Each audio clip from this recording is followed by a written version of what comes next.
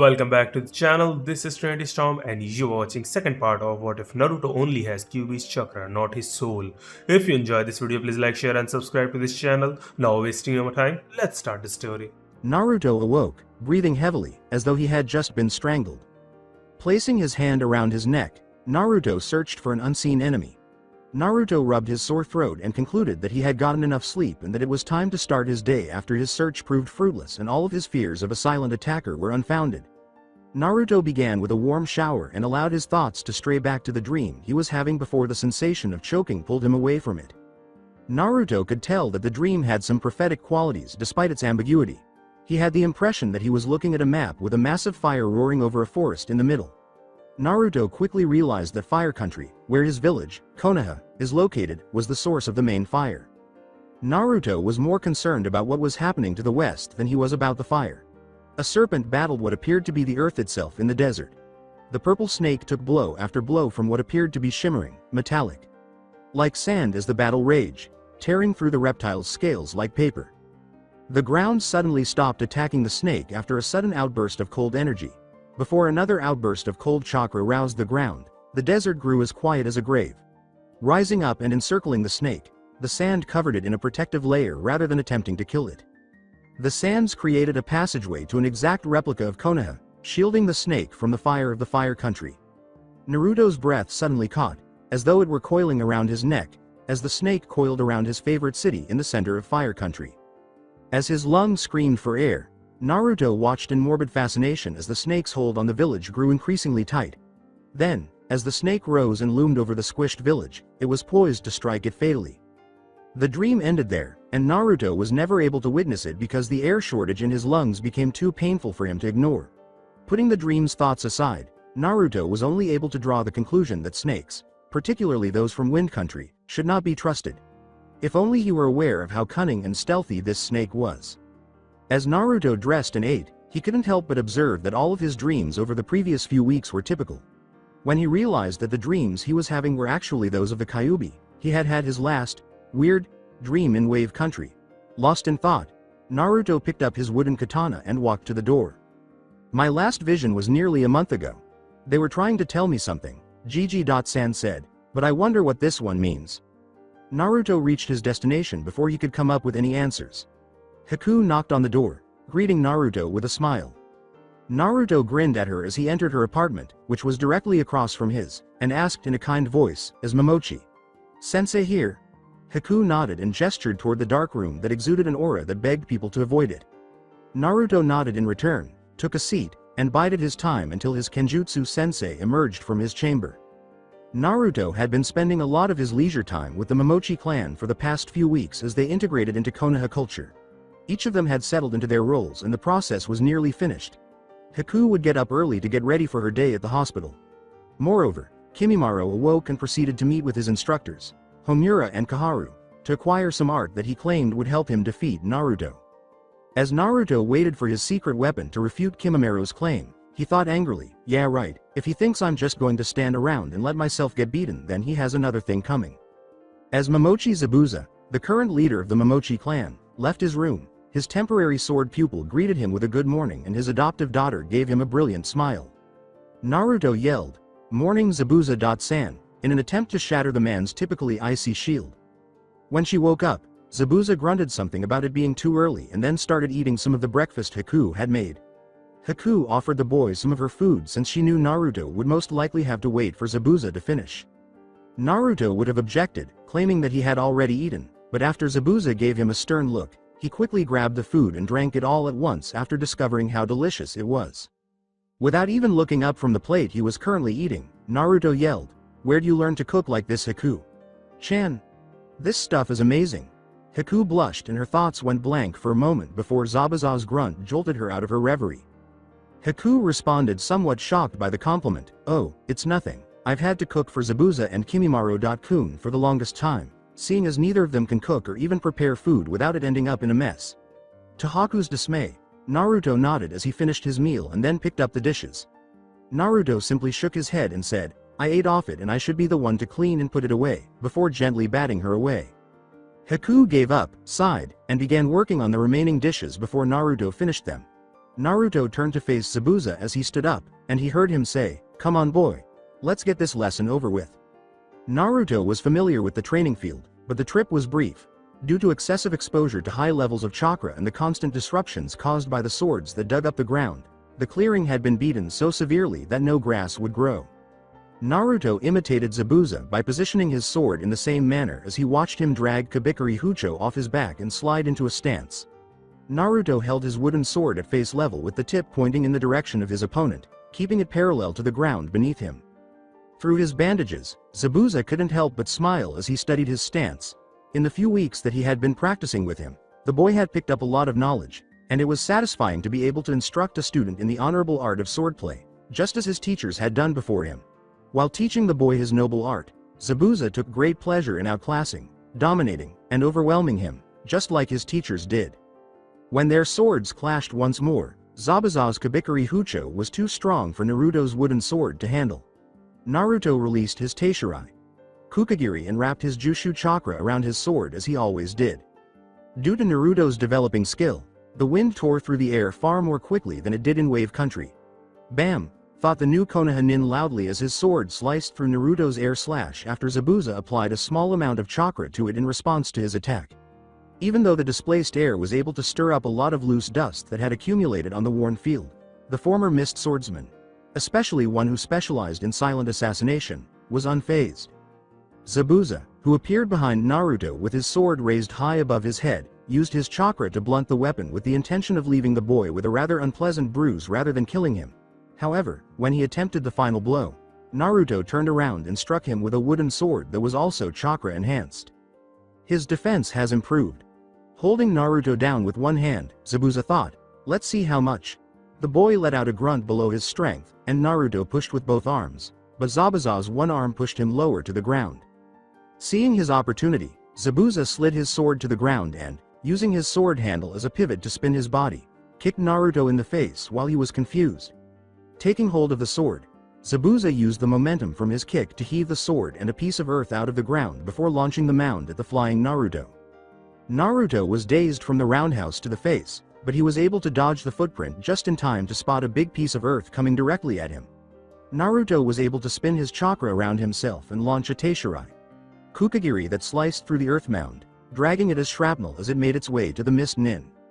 When the boy attempted to sneak up on him from behind, Zabuza swung at Naruto's neck, bouncing the dirt off the broad side of Kabikiri Hucho and preventing the disintegrated dirt clots that followed the chakra wave. As he vanished from Naruto's view, Zabuza yelled, "Nice try, brat, but you make too much noise when you stalk someone. You should be more like this." Naruto searched wildly but was unable to locate his sensei until, from behind, Naruto heard Zabuza yell. Below, Naruto turned around and saw Zabuza emerge from his hiding place, Kabikiri Hucho already in full force. Naruto swore he heard something crack as the blow struck his sword arm, and his sword flew out of his grasp and landed several meters behind him. Naruto let out a loud curse and turned to face Zabuza, who was grinning behind his bandages. These were nearly the riskiest and most agonizing parts of Zabuza's lessons. Naruto knew he couldn't stop Zabuza without his sword, and even though he knew the man would tell him to get his sword, there would be a cost. Zabuza commanded, "Get your sword, boy, we aren't finished yet," as Naruto had foreseen. Naruto used his Jushu Chakra to feel for his wooden sword while keeping his eyes fixed on his teacher to see if he would attack.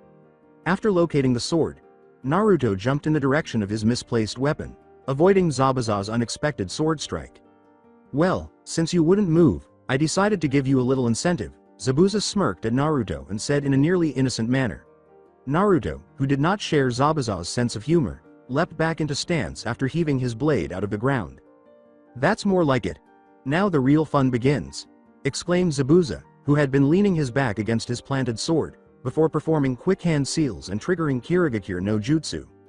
After hearing Zabuza tear Kabikiri Hucho from the ground, Naruto inhaled deeply and used his elementally manipulated Jushu Chakra to create a whirlwind. Naruto was able to see clearly for 10 feet before the mist obscured the remaining area as it lifted from around him. Before the actual battle started, Naruto also grinned while holding his sword. Following an extended training session to get to his team meeting, Naruto was practically limping. Because of the abuse Zabuza had inflicted on them, every muscle, and he meant every muscle, was burning and hurting. "But when I can kick major ass like Zabuza," Sensei, it will all be worth it, Naruto thought as he smiled and stepped onto the team bridge. His teammates' scowls indicated that they were aware of his tardiness. Naruto was able to get off an apology before he collapsed on the bridge railing, wincing partly from the pain he was in and partly from the glares. Naruto chose not to bother Sakura after she spared him a loud, "You're late," since she had saved the yell for Kakashi. Before Kakashi arrived, Naruto fell deeper into relaxation and briefly dozed off in an attempt to regain some energy. Naruto was unaware that his tardy arrival was not entirely excused, because both of his teammates arrived at every team meeting drenched in sweat. Sasuke was brooding a lot more than usual. Sakura's covert training plan didn't bother Sasuke much because, in his opinion, men would always be better than women, but Naruto's tardiness only made him more irate. What's the Dobi up to? When Sasuke remembered the moment Naruto had blocked out his Sharingan with just a massive amount of raw chakra, he muttered to himself, "I need to know what type of training he's doing. I need to know how he was able to produce that much chakra." It was unsettling to consider that someone so young as he could pull it off, but it was absurd to consider that Naruto didn't even perspire.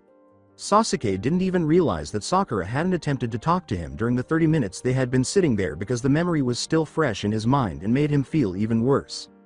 Sakura's mind was far from the training bridge where her body was confined, and some people would have assumed she had vanished from the world if Naruto hadn't arrived. After the disastrous wave mission, Sakura returned home wondering what had happened to her, despite being completely aware of her surroundings because of her genjutsu training and sparring with Kunarai and Hinata. All of her energy had been consumed by the mission's exhaustion and mediating the conflict between Naruto and Sasuke. The only thing she could recall was stumbling away from the mission debriefing and colliding with a green wall. Sakura tried to recall more about the green wall with black hair, but she was unsuccessful. Sakura sighed as she recalled her mother's words. "Yes, Sakura dear, you were exhausted. You hardly could move your head when that kind boy came walking down our street holding you on his back. If I hadn't been outside to call him over, he would have been outside all night trying to find where we lived," the elderly woman from Haruno said before returning to her job. Being in charge of the library was a challenging position, particularly when it came to managing the vast collection of books in Konoha. Sakura sighed once more and turned to face Sasuke, wondering if he had attempted to bring her home safely. Her inner fangirl immediately cried out, yes, and she believed that fate and true love had guided the events. However, the rational side of her brain quickly intervened, negating any credibility in that assertion. Sasuke doesn't wear green, to start. The rational Sakura concluded her tirade by putting up her make-believe glasses. Second, he had left for his house at the same time as me, which was in the opposite direction, and third, Mom knows who Uchiha Sasuke is and would have told me if it were him.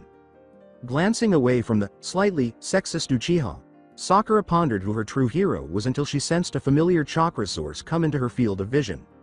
Sakura let her rage take over and screamed at the top of her lungs, "You're late," as soon as she heard the devoted poof sound, chasing away any thoughts of love and strangers' kindness. With a slight wince, Kakashi grinned at the small custom they had established. He turned to face his other patients and noticed that Sasuke was pondering while Naruto was sitting quietly, content with his nap and the subsequent wake-up call. Before pulling out his limited edition copy of Icha Icha Paradise, Kakashi thought merrily, "Everything is fine in the world." After witnessing Sakura reprimand him and Naruto give him a mildly disgusted look, Kakashi made the decision to end his game with his students and address the true reason he had called this meeting. "Listen up, because I'm only going to say this once. You guys did an excellent job on the wave mission, and even though you were in over your head, you kept your cool and pulled it off like real shinobi. In addition, whether you know it or not, I have been monitoring each of your developments and I've decided that you are ready for the Chunin exams." When Kakashi handed the genin their test passes, they all fell silent. As they gazed at the golden ticket, Team 7 members' thoughts were diverted. This would be Sasuke's ideal chance to witness the full scope of Naruto's power and devise a plan to claim it for himself. Sakura, however, was examining the ticket with a great deal of self-doubt. Her fears of being too weak were returning to haunt her, despite the fact that she was training with an enemy nin and had survived an encounter with one that was far above her level. Naruto came last. For him, this ticket served as a springboard, and this would be a real test. It would only demonstrate his increased strength if he succeeded.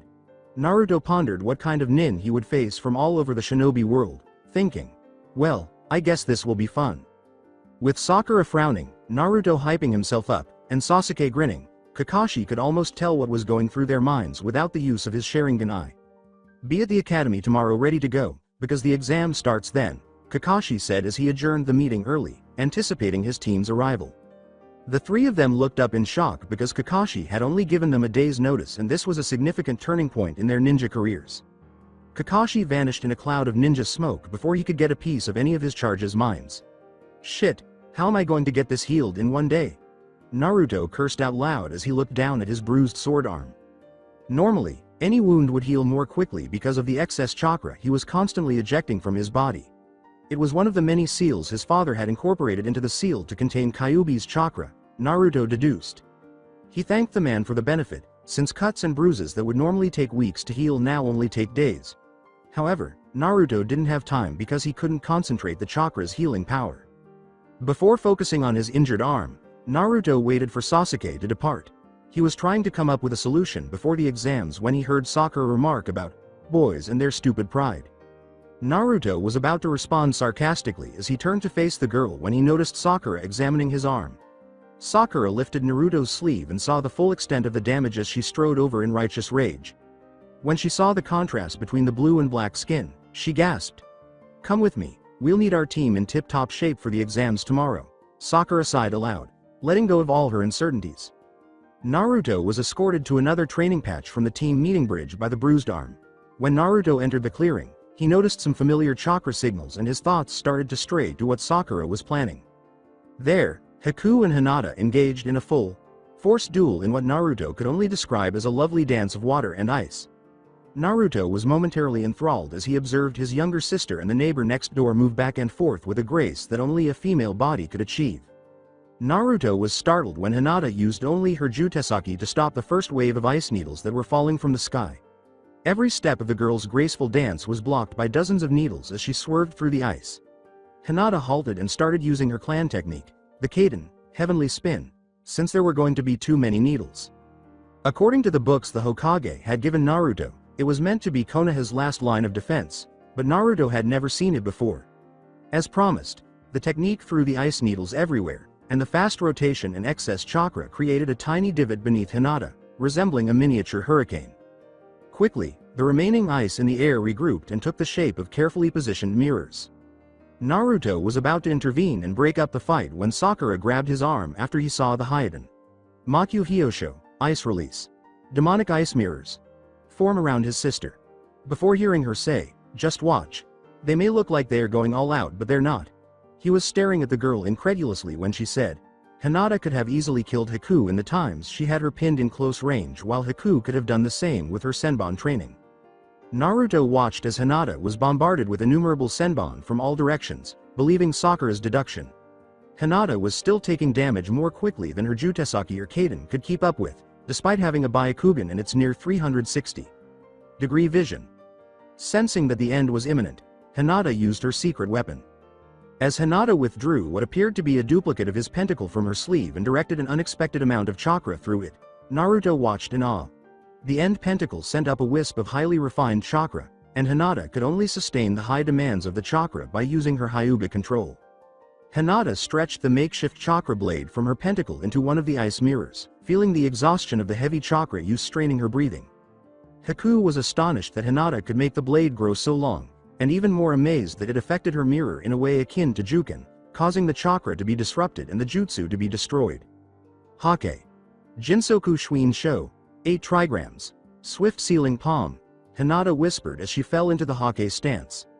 Haku saw the bright green trigram, which she had learned to despise, spread from beneath the small Hyuga Eris before she was held in place by imperceptible binds of refined chakra and killing intent. Hinata then twisted and turned to angle the shots of her chakra blade into each ice mirror, turning her movements into blurs. Naruto was shocked to see Haku and Hinata panting, encircled by a ring of ice shards, as he watched the ice break like glass. Hinata was much more exhausted than the other girl, and she had used up almost all of her energy to perform the final move, leaving her with insufficient chakra to hold her blade. Without wasting any time, Haku swiftly shaped an ice needle and placed it on Hinata's neck. With soft eyes, Haku lifted the Hyuga's head and said to the girl, "You did well, not many have lasted that long against me, and if it weren't for your smaller reserves you would have won." Hinata could only watch Haku blush at the compliment before averting more embarrassment by focusing on something else. "Thank you Haku-chan, but I won't kid myself. You were going easy on me, I know that much because from what I heard, Kunarai. Sensei said she met Zabuza and he said that you were even stronger than him. At that moment, his gaze fell upon Naruto. Before guiding Hinata to the newcomers, the young girl thought, probably because he is one of the reasons we aren't living on the run from the Mizukage still. She seemed to smile whenever she saw the younger boy. The two laughed as Sakura replied, I knew you two would be at it again, but I'm surprised that you didn't wait for me. I mean, I thought we all agreed that we would always have a three-way spar before practice? Hinata popped one of the soldier pills she had received from Kiba into her mouth, swallowed the tiny red pill, and then experienced a rush of coolness. Sighing with satisfaction, she said to Sakura, but you always complain about how your sensei is late and unpredictable, so we figured that the meeting might have turned into a training session when you were late. Accepting the answer, Sakura turned to Naruto and said, see, we've been working hard too, Naruto, and I think you'll find out what we've been learning pretty interesting. Corking an eyebrow at her, Naruto let the curiosity on his face be his answer and waited for one of the girls to tell him what they've been up to. Sakura was the one to break the silence by saying, Haku. Senpai, look at this, before lifting Naruto's sleeve. Instinctively Naruto reached to bar her actions, but it seemed that whatever Sakura had been doing with his sister and neighbor made her hand movements a hell of a lot quicker. Both Hinata and Haku winced at the sight, and Naruto felt bad for showing his adoptive sister and neighbor the bruises he got from training. It was as if he was burdening them with unnecessary knowledge, and the fact that he hated to be a burden made the guilt weigh heavier on him. Summoning some of her leftover chakra from her spar, Haku formed a light green chakra around her hand before applying it to Naruto's shoulder. The big black bruise that he received when Naruto had been disarmed disappeared right before his eyes, along with the stiffness in his arm and pain that came whenever he forced it to move. Falling back, Haku said, all done, before asking Hinata to check over the wound with her Byakugan. Sweeping over her brother's arm, Naruto couldn't help but feel naked in front of the all-seeing eyes of the Byakugan, and sensing his discomfort, Hinata hurried up with the procedure. Shutting off her famous Keke Genkai, Hinata told Naruto, there's no need to be embarrassed, Naruto. I've been trained to only see through what I want to see, and believe me, I've passed the stage of looking through your underwear. All the girls around him laughed, with the exception of Haku, who was now a bright red. Seeing this, Hinata nudged Haku before whispering to her, don't worry, I haven't seen too much of your man, causing the girl to blush even more before sputtering nonsense about not knowing what she was talking about. Naruto, on the other hand, stood dazed at what was happening before deciding to change the subject to something he was more comfortable with, something that didn't revolve around looking through his pants. Noticing the pentacle dangling from Hinata's wrist again, Naruto grabbed his own and started comparing the two. The design was similar and the metalwork had to be done by the same person, or at least by the company. The only noticeable difference was that Naruto's pentacle had 5 arms, whereas Hinata's had 4. Noticing her adoptive brother's gaze lingering on her bracelet, she compared hers to his and made the same discoveries as he did. Naruto looked puzzled for a second before Hinata said, it was my mother's, a family heirloom that has been passed down from mother to daughter. Father gave it to me on my birthday while you were away at the tropics. He told me I was finally ready to have it and that I reminded him of mom more than I knew. Nodding, Naruto felt a little bad that he had missed her birthday, but his mind was instantly preoccupied with the thoughts that he may be a Hyuga. I got mine from my father. It's obvious that whoever made these was close to one another, whether it is by blood or by love. Unless my dad was a former lover of Hinata's mom, we may be related. Naruto's mind raced, trying to find any other alternatives or possibilities. Unless dad was a crook and stole this from the Hyuga, then I'm out of luck. This might be the case since I don't have the Byakugan, Naruto thought while looking to the girl who he may be closer to than he thought. Hinata seemed to catch the importance of the matching accessories as well. She knew that Naruto had received the 5-legged cross as a gift from his father, who that was she was never told. Pushing as this aside for now, Naruto broke the tension by asking all 3 girls, so this is what you've been working so hard on? Are you all planning to be field medics? The question seemed harmless and a good distraction for Naruto as he tried to formulate ways to find out all the answers to this puzzle. Sakura nodded saying, yeah. We may not major in that area, but with each of our high control and reckless friends, being able to do a little first aid will come in handy. Plus you learn some interesting things about the body while studying to be a medical nin. Naruto began to sweat as his mind totally switched from his link to the Hyuga clan and solely focused on Sakura's, along with Hinata and Haku's, advancing forms. All 3 hit him in the neck, paralyzing him from the waist down. Looking up, Naruto saw all 3 girls say, let this be a warning not to tell anyone that we train here. Ino.Pig already knows and is training with the Bum and Choji to beat me in the Chunin exams, so if I hear one word that you leaked any information to her, Sakura added while letting a twisted smile play on her face as she laid a very personal genjutsu on Naruto's prone form. The genjutsu ended and Naruto was covering the twins and their pet horse, hoping that whatever he had just seen won't come true. Looking for Hinata, Naruto saw that she was leaving and catching the far-off look on her face. He knew that she would be thinking of the connection between them as much as he was. Turning to the last girl, Naruto noticed that Haku was waiting for Sakura to leave the clearing before saying, "Sorry about that, we swore that we'd do it to anyone who found out." Releasing him from his binding prison, Naruto's muscles immediately relaxed and he looked at Haku's calloused, but delicate, hand reach out to lift him up. Taking the older girl's hand, Naruto let his grip linger longer than necessary, making a note of how small her hands were. "Not that it matters, they'll still send dozens of frozen needles to rain on you," Naruto noted before he realized that he was holding her hand entirely too long, not that she minded. Immediately snatching his hand away, both couldn't look at each other without blushing for a good minute. It was then that Naruto realized that it wasn't just her hand that was small, but Haku in general looked small. Not like a baby, but small as in something that he should cherish and protect something. What am I thinking? She's a Junin-level shinobi. If she was serious, she could kill me without trying. But why is it that I want to protect her so much? Naruto asked himself while watching the girl from behind. He hadn't even realized that they had started walking home, and it wasn't until he was at the door of her apartment did he realize how lost in thought he was. Turning to Haku, Naruto didn't know what to do or say as he had completely lost any of the sense or wit that he prided himself in always having. Opening his mouth to say something, Naruto knew he would probably stick his foot in his mouth, but anything was better than awkward silence. Haku was the one to break the silence though. "Well, sorry for the genjutsu and us all teaming up and paralyzing you. We wouldn't ever hurt you on purpose." Haku's voice became drastically low at the end. Naruto caught the drop in volume and decided to be a man and say something. "Don't worry about me. Hinata, Chan and Sakura. Chan have done far worse to me before and I'm still breathing. I was just glad you were there to take it off when they left," Naruto said, laughing in spite of himself. His voice had dropped off at the end too and his inner man was berating him. "What's wrong with you? This isn't your first time talking to a girl. Stop acting like she has cooties or something and be a man."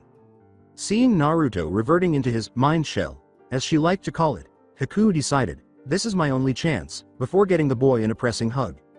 Instantly, Naruto forgot all about the loud midget yelling at him to be a man and make a move and instead focused on the warm feeling that was spreading through him like a fire through the forest. The sensation was mind-numbing for both parties and like the first time, Naruto couldn't think straight while Haku's body was pressed up against his. It wasn't like hugging Hinata or the few times he got a hug from Sakura. Even though he was especially happy at the time, Haku's hug was different.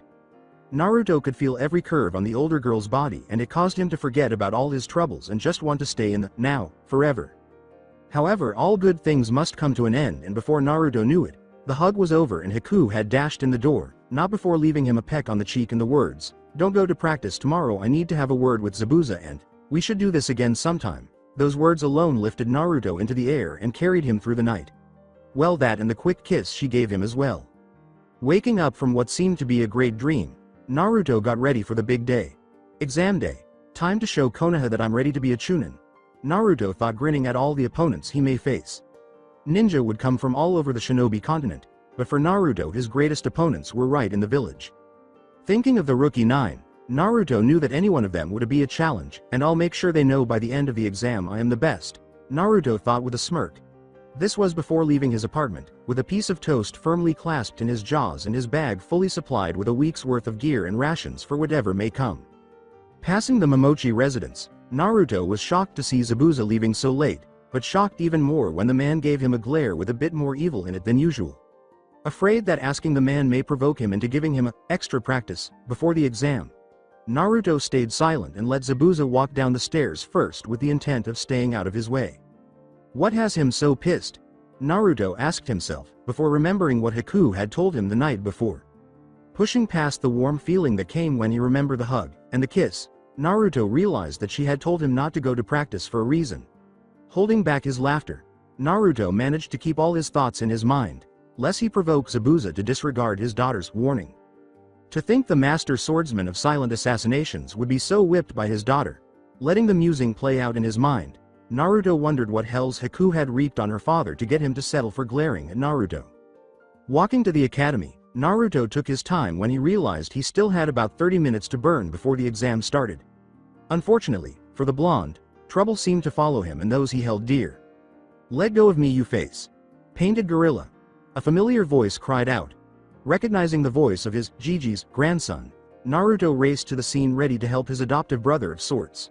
Jumping from rooftop to rooftop, Naruto landed in a deserted alleyway to see Konohamaru held up by his scarf. "Hey, you heard the kid. Drop him before I have to wipe that face paint off with my fist, you gorilla." His taunt had the desired effect and Konohamaru's assailant dropped him. Looking at the face-painted boy's red face and throbbing veins, Naruto knew his comment had gotten under his skin. "Good, now that I'm in his head this is going to be twice as easy," Naruto concluded while looking over the shinobi for hints to his fighting style.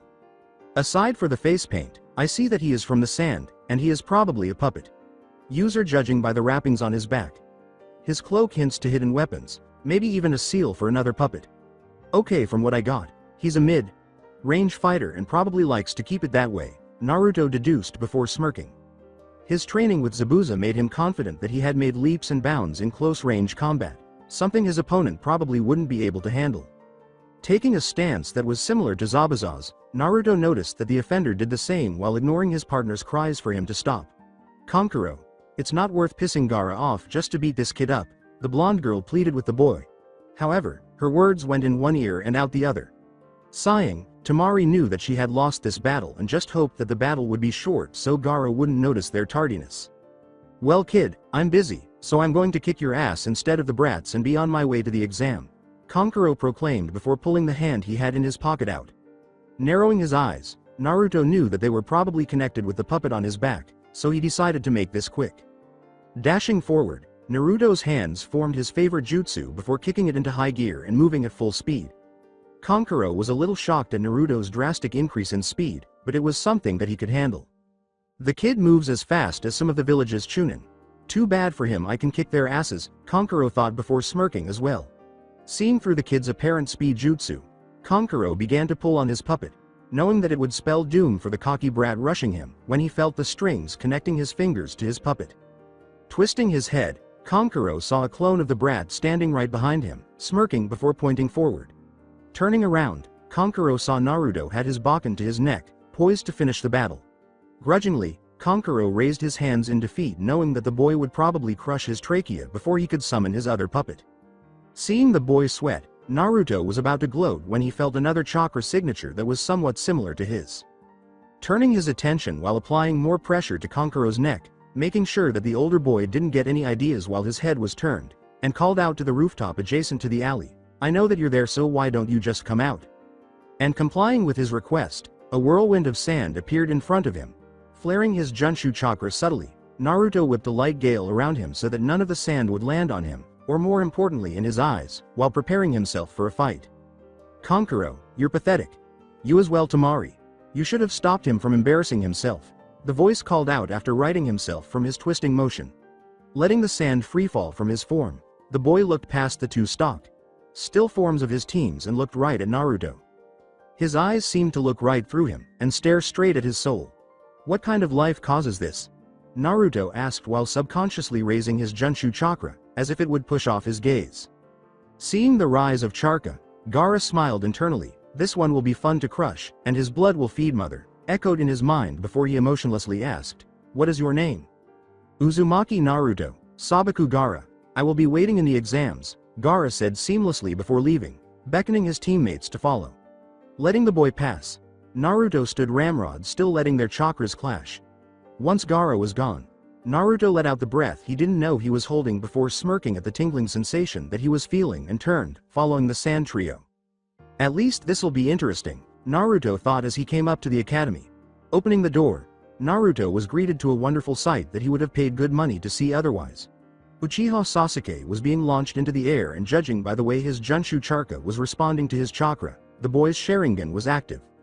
Watching the scene unfold, Naruto prepared to stop the fight with a well-placed Kukagiri, when a small flash darted across the room.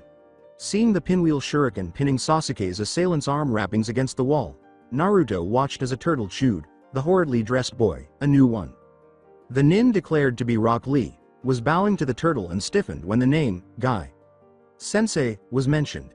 Looking to Sakura in confusion, Naruto noticed that the girl was a bit shaken up, But when he asked her what was wrong, all she could say was, "That damn leotard," and shudder before speaking incoherently. Looking away from the quivering mass, Naruto went to collect his fallen teammate, who despite having an X.fangirl in his genin cell, wasn't saved a painful fall onto the hard wooden flooring. Helping the boy up, Naruto just said, "You really got your ass kicked, didn't you? Man, isn't that twice now your Sharingan has failed you? You should really get a new trick or even Kiba will be kicking your ass soon." Obviously hitting a few sore spots, Naruto disregarded the wave of killing intent that Sasuke was shooting at him, and Naruto was about to continue on how he shouldn't try to be intimidating. Especially, since people such as Zabuza and that new kid Garra did it so much better when he registered the fact that another chakra source was entering the room. Naruto noticed a man dressed even more flamboyantly than he usually did when he looked past the plume of ninjutsu smoke. In a sudden act of sensei brutality, he decked himself. Described, "Genius of hard work, student." Naruto felt the boy had gotten off easy because Zabuza would have likely followed the punch with multiple bone-breaking sword slashes, but he was not deterred by the actions. Naruto watched as Lee got up and used no chakra to create a sunset genjutsu. When the man appeared behind them, Naruto sensed his teammates' auras shift from shock to confusion and back to shock once more. This guy is faster than Zabuza and Kakashi combined. Holy shish. He couldn't help but think this, but it was true. This guy outpaces both Kakashi and Zabuza in terms of sheer speed, even though they were both faster than his eyes could follow for the majority of the time. The most unsettling aspect, however, was that this man increased his speed using no chakra at all, in contrast to both of his sensei. All of it is natural. Who is this guy? Before he heard him, Naruto pondered, "Well, you three must be Kakashi's students judging by your expression. Tell Kakashi that his greatest rival is waiting for their next rematch." The man was, incidentally, named Guy. Naruto thought, I wouldn't have seen him leave if it weren't for his clothes, as he watched the man go in a blur. The three genin turned to face Lee, who was now wrapping his hand bandages. The man flashed a blinding smile before adding, "The score is 51.50 in my favor, so tell him to bring his A game or he won't be a match for me." Naruto saw Sakura enter Nin mode, rush to the boy, and take his bare hand after noticing the boy's hands had faint scars. Sakura had vowed to herself when she took up the specialty as a Nin that she would assist everyone in need, despite the fact that she had previously turned away the boy with the awful outfit. This required assisting the man with the worst sense of style, second only to his sensei, and who was clearly crushing on you. Lee-san, let me see your hand. The extensive scarring you have put them through may have damaged a tendon and limit your ability to do hand seals necessary for our profession, Sakura said with professionalism. Lee returned her hand with a small smile, meeting her all business glaze. "I am sorry Sakura-san, but there has been a slight misunderstanding. I cannot use ninjutsu or genjutsu, so your help is appreciated, but it is not needed. Thank you and I apologize for wasting your time, but I must be off." Sakura refused to accept no and began making the healing hand seals she had learned to make during her morning training sessions with Hiku and Hinata. Sakura swiftly reached for the boy and grabbed both of his hands this time. She then pushed her chakra into the boy's scar tissue, mending the tendons that were not properly reformed and positioning them for the taijutsu master before taking a step back and admiring her handiwork. Lee was shocked to learn this, and he smiled before bowing to the girl and walking away. "All done, and Lee, even though you don't use ninjutsu or genjutsu, it is dangerous to fight with wounded hands. You should be thankful that you are a fellow Konoha nin, otherwise I might have just let you destroy your fists and ignore the oath I took." Lee paused, turned back to Sasuke, and spoke. "Seeing as your teammate helped me, I will help you. I lied when I said that I was the strongest. There is one other person that is even greater than I am and he is on my team. Watch out for Hyuga Neji, because even though I may be a genius of hard work, he is a natural-born genius." Sasuke met the boy's eyes and watched furiously as his attacker fled after being fully restored by his teammate. Sasuke scoffed and went upstairs, leaving Naruto to argue with Sakura about whether or not he knew this specific Hyuga and to congratulate her on her developing abilities. "I'll prove to them both that the Uchiha are the best despite the fact that there are only two left," he says, adding that another one is stronger. As Sasuke entered a packed room, he thought smugly. Despite losing his first battle, he was able to recognize a weak genjutsu. Sasuke was about to call out the two examiners when he turned to see Naruto simply shake his head after feeling a hand grip on his shoulder. After observing Sakura's similar expression, Sasuke looked at him incredulously and heard Naruto say, "Why help the competition? Let's just keep moving and ignore the second crappy genjutsu the Demon Mist brothers have made for us. Sasuke reluctantly nodded and simply passed the two. Disguised X. Mist Nin, feeling as if he had lost a great chance to demonstrate some of the Uchiha's strength. Sasuke opened the double doors and went into the room for the first exam, deciding to make it up in the test. Through the extension genjutsu training that the village's top genjutsu expert had given her and through her hypersensitive, constantly overflowing chakra, Sakura and Naruto were both able to sense Sasuke's ebb and flow of emotions. Knowing that this test requires our undivided attention, the two teammates nodded to each other while trying their best to ignore the changes. We will fail if we do anything else. The tension that Sasuke had unintentionally created was abruptly broken by a loud, annoying voice exclaiming, "Yo! So it seems Team 7 made it too." Kiba, accompanied by his teammates Hinata and Shino from Team 8, headed to Team 7 after spotting the distinctive jacket and white puppy. Well, of course we made it, because if Shino and Hinata could do it with a handicap like having a dog and his trained boy make it, then we can surely make it with our broody bastard as a handicap, Naruto said, condescendingly addressing both Sasuke and Kiba at once. Naruto felt two glares come at him, but he was relieved that someone spoke up because otherwise, a fight might have started right away. Shikamaru said, "Well, it seems these troublesome people made it too," giving the impression that he didn't want to be present. Observing the frown on the pineapple head, the smiling figure of Choji, and Akagi. Looking Ino, Naruto grinned and asked, "Well, if it isn't the idiot trio, how long has it been, guys?" Shikamaru simply sighed, not wanting to put forth the effort, which was not worth it. Ino simply tossed her hair as if he wasn't worth the time, and Choji simply smiled before taking a quick swipe at the blonde, whom Naruto simply avoided. Naruto was concentrating all of his attention on Hinata while he watched the group socialize, ignoring the pre-game trash talk and Sakura and Ino's struggle of wills. He may have needed some answers from the girl, who was like a sister to him. Naruto asked naively, "Hinata-chan, who is Hyuga Neji?" and appeared perplexed when Hinata hesitated for a moment, seemingly searching for the right words. Naruto waited patiently, assuming this had something to do with her extremely dysfunctional family, as Hinata described it. But since another Leaf.Nin chose to respond on her behalf, the girl never had to. Hyuga Neji. Genin. Prodigy of the Byakugan, and member of the branch house. He has been a Genin for 2 years and so far has never failed a mission. It also says on a sidebar that it was his father who died to save the Leaf from entering another Cloudleaf war. The rookie 9 turned to the voice and noticed the silver-haired boy smiling as he came toward them. Kiba was immediately perplexed by his calm demeanor, which stood in sharp contrast to the tense situation they were in. Kiba declared, sounding both incredibly arrogant and somewhat intelligent, "Hey, why are you so calm? Almost everyone around here is giving off a nervous or scared scent, but you on the other hand are giving off neither," Kiba said. The man just smiled and put away the card he was using to read Neji's status, taking the words in stride. Looking directly at Kiba when he said, "Loud," the newcomer gained some trust with his astute comment and chose to get to know the rookie 9 Genin. "I'm calm, because this is my 7th time testing. I know what's going to happen and unlike you loud Genin, I understand the need to be subtle." The rookie 9 huddled around the senior Genin, listening carefully to the free advice he was giving out. He introduced himself as Yakushi Kabuto, and seeing as this is my 7th exam, I figure that I can let you in on a few of my secrets. Sasuke was the first to seize the opportunity to learn about the competition when the elder Genin revealed his Nin.Fo cards. Ignoring Naruto's snicker, Sasuke asked for the details on Rock Lee, making sure to get his information as well. Teammate of Hyuga Neji and Tenten, can't read the last name, they have completed at least twice as many as of the required missions for the Chunin exam. Ah, that's why, made a guy as their sensei. Well, it seems his taijutsu is through the roof, no doubt the work of his sensei, but he is incapable of using ninjutsu or genjutsu. Team 7 already knew from his match with Sasuke that he didn't need the handicap, but the other rookie 9 were taken aback. Well, it appears that his statement was accurate.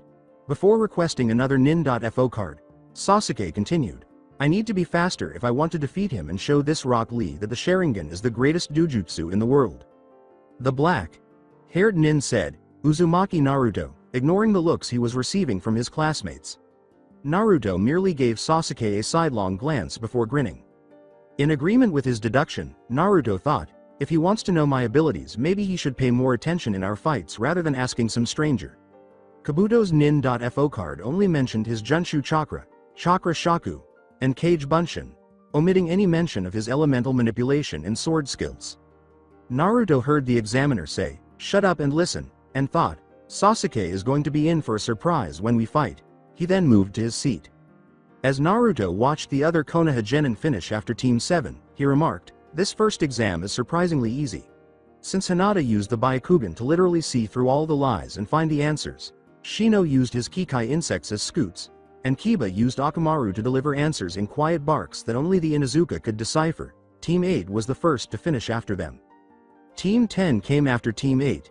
After battling Sakura to take over her thoughts, Ino had her mind switched with an examiner. Although her clan's jutsu deflection seemed unexpected, Ino simply grinned and was presumably more excited for their match than before. Ino was about to leap to Shikamaru after mind swapping with Choji to give him the answers when she discovered he had stolen them from Sasuke by employing some new shadow surveillance methods he learned from his father. After Ibiki's climactic conclusion, Naruto settled down, but as soon as he felt a flicker of chakra approach the window, his heart rate shot back up. Then, a seductively clad woman with a bloodthirsty grin on her face appeared in front of Ibiki. The woman eyed the genin and remarked, "Ibiki, it seems like you're losing your touch. I was certain that there would be fewer than 50 genin left." Her aura, particularly the bloodlust and veritable madness that surrounded it, made Naruto feel a little intimidated. "No, it's just a good batch this year, Anko," Ibiki said, looking at the rookie 9 as a whole. Naruto couldn't help but agree after seeing the expression. That is, until the insane woman focused on them. After saying, "I see, well then I'm glad I made the test tough this year, because I'm looking to cut this number at least in half," Anko licked her lips eagerly. As Naruto waited for the second exam, he made a morbid note, "Why'd I feel she's serious?" An hour or so into the second test, as he flew through the air, Naruto said to no one in particular, "Sometimes I wonder if I'm cursed." Since the first exam, the bloodthirsty examiner Mitarashi Anko had cut open his cheek while he was leaking, thanks to a perverted rain. Nin. He also couldn't forget being blown away by the eerie grass. Nin, who licked his cheek clean and then returned the same kunai that had torn it open.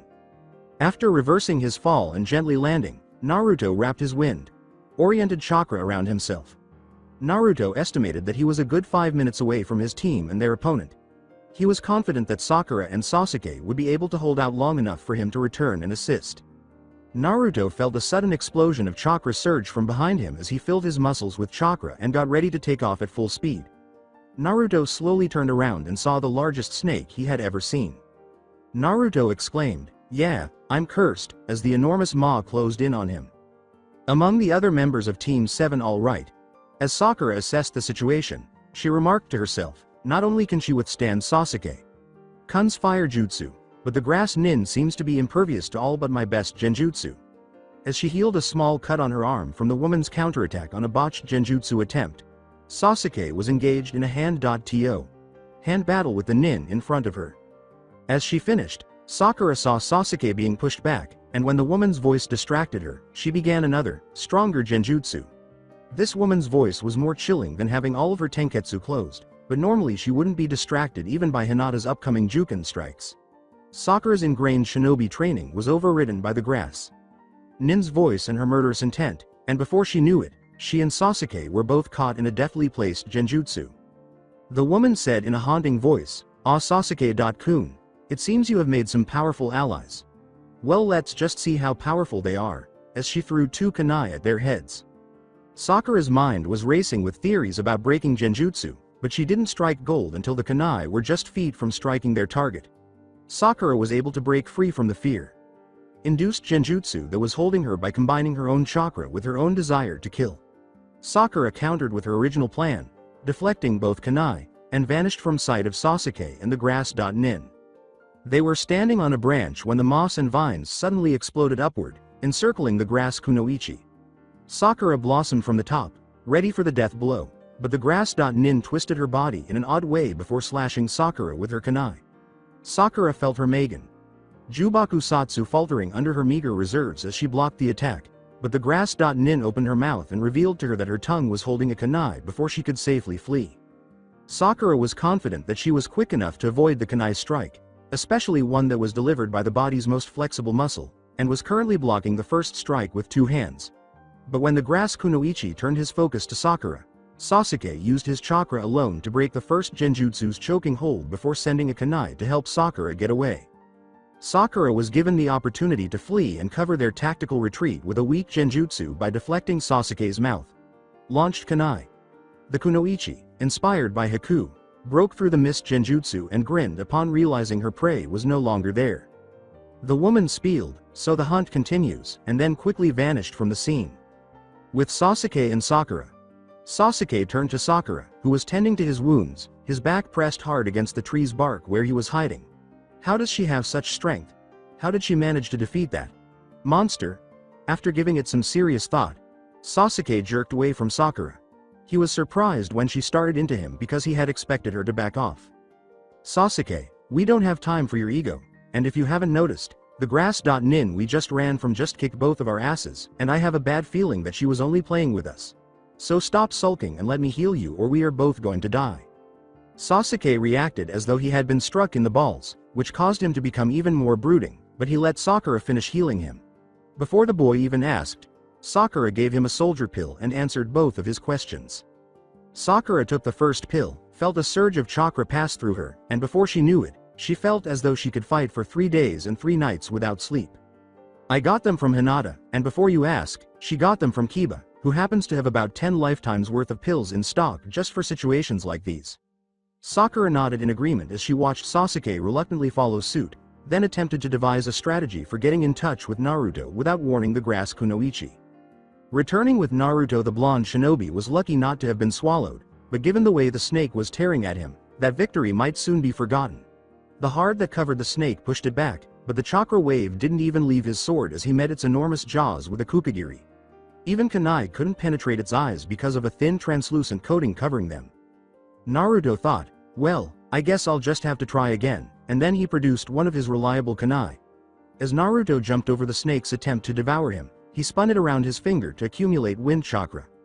Naruto launched the kunai at one of the snake's shielded eyes from midair, and the kunai was able to pierce the protective covering thanks to the wind chakra that had been built up.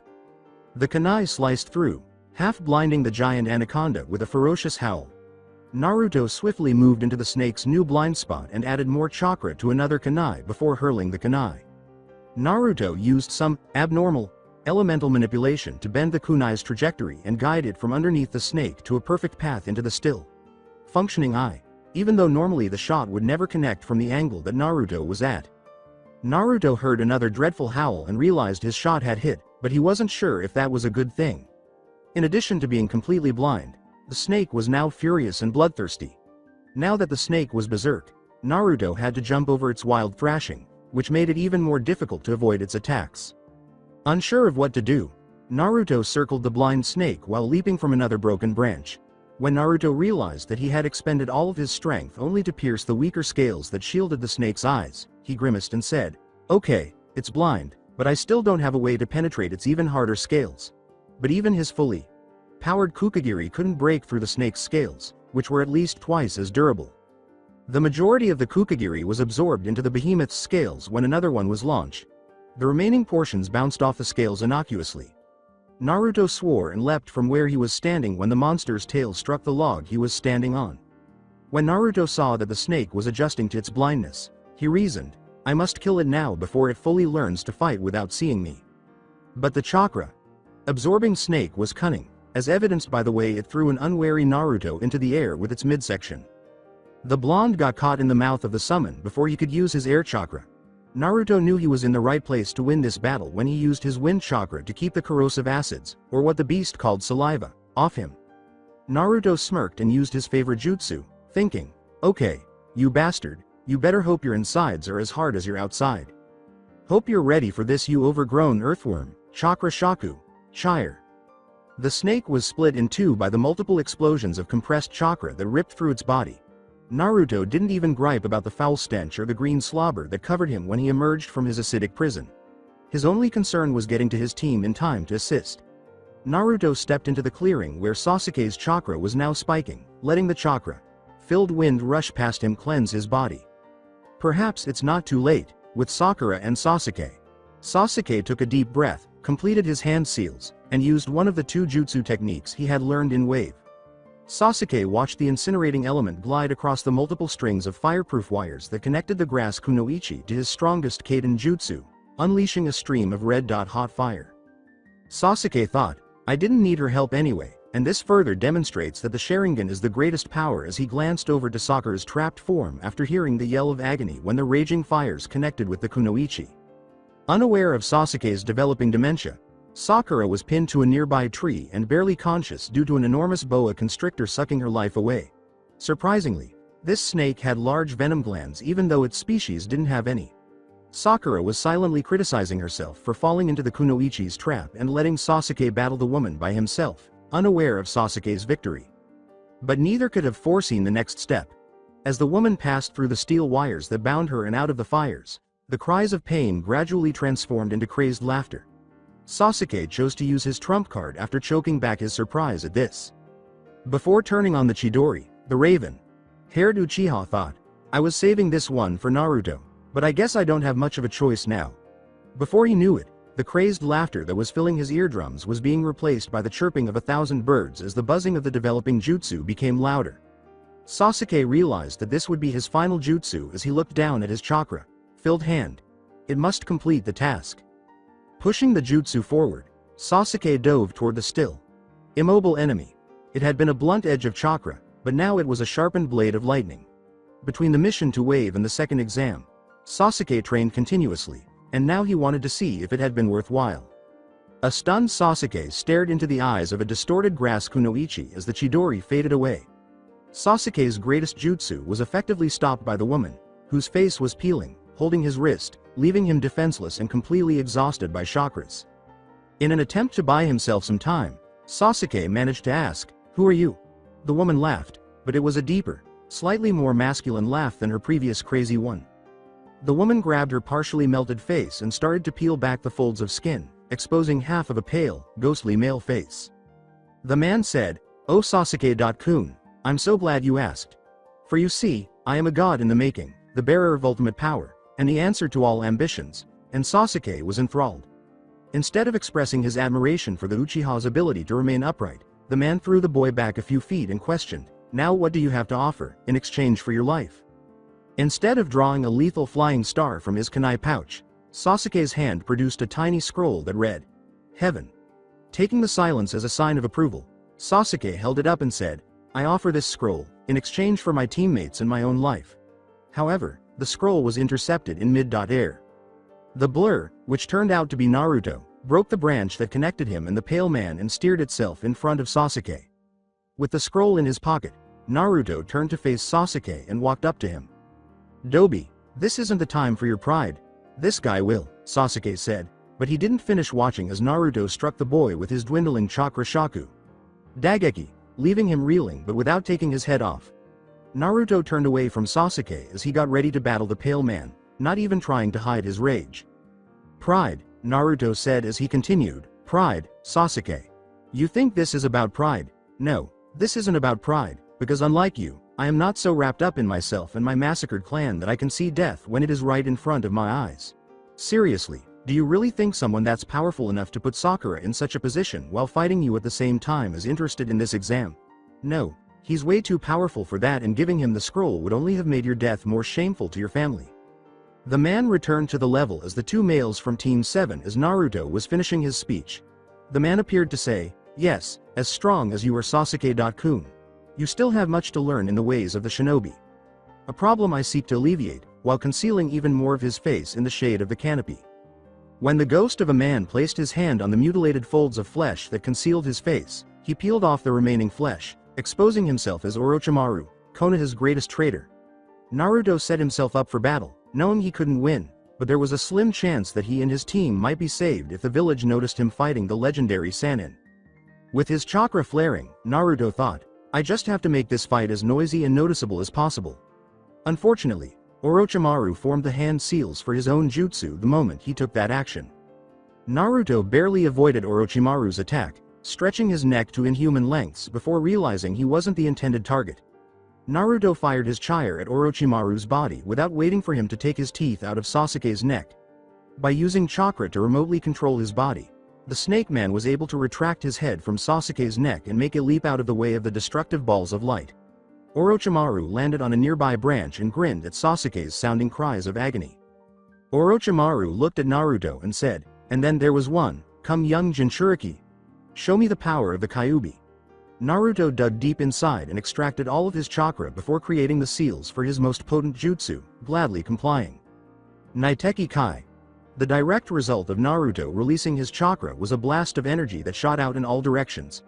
Massive amounts of chakra, which came from his only goal of killing the man in front of him, poured out of the boy as though years' worth of tension had been released. It seemed to Orochimaru that Naruto had put his entire being into his next jutsu. It seems the little demon does have some power to back up his words, Orochimaru thought, grinning at the spectacle of raw chakra, before raising his chakra level to match the blonde's. Orochimaru just drew his long sword, Kusanagi, from his torso and prepared for the fury of the demon host as the chakra surrounding the Jinchuriki peaked. Just a few minutes earlier, miles away, each member of Team 8 was absorbed in their own thoughts as they silently hopped from branch to branch. It had taken a 2.to.1 vote to persuade Kiba that going scroll hunting wasn't the best course of action, since they had already obtained the Heaven and Earth scrolls. Recalling Naruto's silent hesitation whenever he glanced in the direction of the Soul Suna. Representing Team Hinata had quickly deduced that it would be preferable to confront them in a setting with rigorously enforced rules and with greater knowledge about them. Shino rejected Kiba's suggestion in favor of getting to the tower first because he shared Hinata's conclusion. But neither Shino nor Hinata could have imagined that all of their plans would be thrown into the air when they felt a familiar chakra release. The Rakan specialized team immediately focused all of their attention on determining who could release that much chakra, as they were barely able to keep their foothold on the tree they had landed on due to the massive amounts of chakra covering the trees. Hinata thought of the dark eyes of the smallest shinobi of the sand, and the hairs on the back of her neck stood on end. It seemed as though his mere presence would be sufficient to smother her into unconsciousness, but before using her Kekkei Genkai, Hinata forced down the negative thoughts that were bothering her. The Byakugan's white eyes, the notorious Inuzuka nose, and the multi-purpose Aburame Kikai insects all worked in perfect unison to determine the exact location of the chakra eruption and whether the person who caused it was a friend or an enemy. The group quickly discovered the chakra's source and the person who created it. Kiba sniffed incredulously and said, "Naruto, there's no way in hell that Naruto is putting out that much chakra," before sniffing once more and getting the same results. Shino agreed with Kiba's analysis while idly staring at a Kikai insect on his finger. "I must agree with Kiba. Even though Naruto was always one of the strongest in the academy, this amount of chakra is comparable to that of our Hokage or the legendary Sannin." Despite the fact that Naruto was at the center of the whirlpool of energies and that it was his power that was causing the chain to pulsate wildly, Hinata kept her eyes fixed on the direction of the chakra backlash. Hinata turned to her teammates, her eyes hardened as she closed her fist around her mother's memento. "It is Naruto, and both of you know it, even though you don't want to admit it. Now you have a choice. You can follow me and help save Naruto before whatever he's fighting wins and possibly come after us, or you can disregard what your shinobi instincts are telling you and leave our comrade in trouble," Hinata said, assuming a position of command typically held by either of her male companions. "You know, a wise friend once told me, those who abandon their mission are trash, but those who abandon their comrades are worse than trash." Hinata turned to go, allowing a brief period of silence before departing with some parting remarks before vanishing into the sea of leaves, leaving her two comrades to consider her words. It didn't take long because Kiba followed behind her, grumbling loudly, and Shino left without saying anything. Even though Kiba's complaining was typical, Shino chose to be out of character for a moment and say something. "Figures that Hinata would guilt us into going even if we did refuse. I swear Naruto's effect on her has gotten worse and worse. I mean, whatever happened to the quiet, shy Hinata that we knew back in the old days?" Gob slapped Shino for his attempt at a joke, saying, "She changed the moment she met Uzumaki Naruto. Or were you too blind to see that, Kiba?" Kiba nearly missed his next move, allowing his two partners to gain even more ground. Kiba grinned his savage smile and left after the two, allowing the words to settle in his mind for a moment or two. Kiba's final thought before leaving was, "Well, at least I might be able to see how the dumb blonde got so strong." Alongside Team 7. Chakra Shaku. Dageki. A chakra induced punch was aimed at the head of Orochimaru, a former Konoha shinobi, behind the piercing yell. Orochimaru was so quick to dodge that he didn't even have time to speak before the chain links attached to the preteen blonde's arm shot forward and effortlessly tore through the tree trunk behind him. Orochimaru sidestepped Naruto's attack, avoiding its destruction, only to be in line for the next one. Given the chakra he was packing behind it, the boy's jutsu apparently increased his overall power tenfold in addition to increasing his punching power to the point where it could compete with that of his former teammate Tsunade. What else could he make sense of the boy swinging a cut tree trunk at him as though it were insignificant? His decades of experience prevented Naruto's Kukagiri from tearing Orochimaru in two as he leapt over the approaching mass of wood. Orochimaru's body twisted like a contortionist, causing Naruto's air slash to flip over and splinter the giant trunk into multiple pieces in addition to cutting the flying log behind him in half. Thanks to Naruto's Chakra Shaku, Shire, Orochimaru was once again saved by instinct when his muscle memory deflected the multiple balls of energy that were hurled at him. Shrapnel exploded in all directions as the balls of chakra bounced off Kusanagi and then made their way to the falling fragments of the broken tree trunk behind him.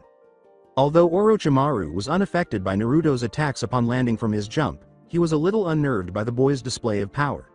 When Orochimaru claimed to have surpassed his sensei's chakra reserves, it wasn't arrogance. Rather, the power that seemed to emanate from Naruto's pores outstripped both his and the legendary professor's chakra reserves during their prime. Orochimaru was greatly impressed by the sight of the wood fragments flying towards Naruto like wooden kunai, flung aside by a small amount of elementally manipulated chakra. But the most astounding thing Orochimaru had ever witnessed in a young shinobi was witnessing the boy accomplish it with what appeared to be no conscious effort. Naruto-kun appears to possess both power and control. It doesn't matter, though. The boy's seal is dangerous, particularly if he can use this much without drawing further on his Shinigami spirit. Orochimaru pondered this as he braced himself for the furious Jinchuriki's next round of attacks. Naruto, who looked like an angry wind god in human form, took a step forward.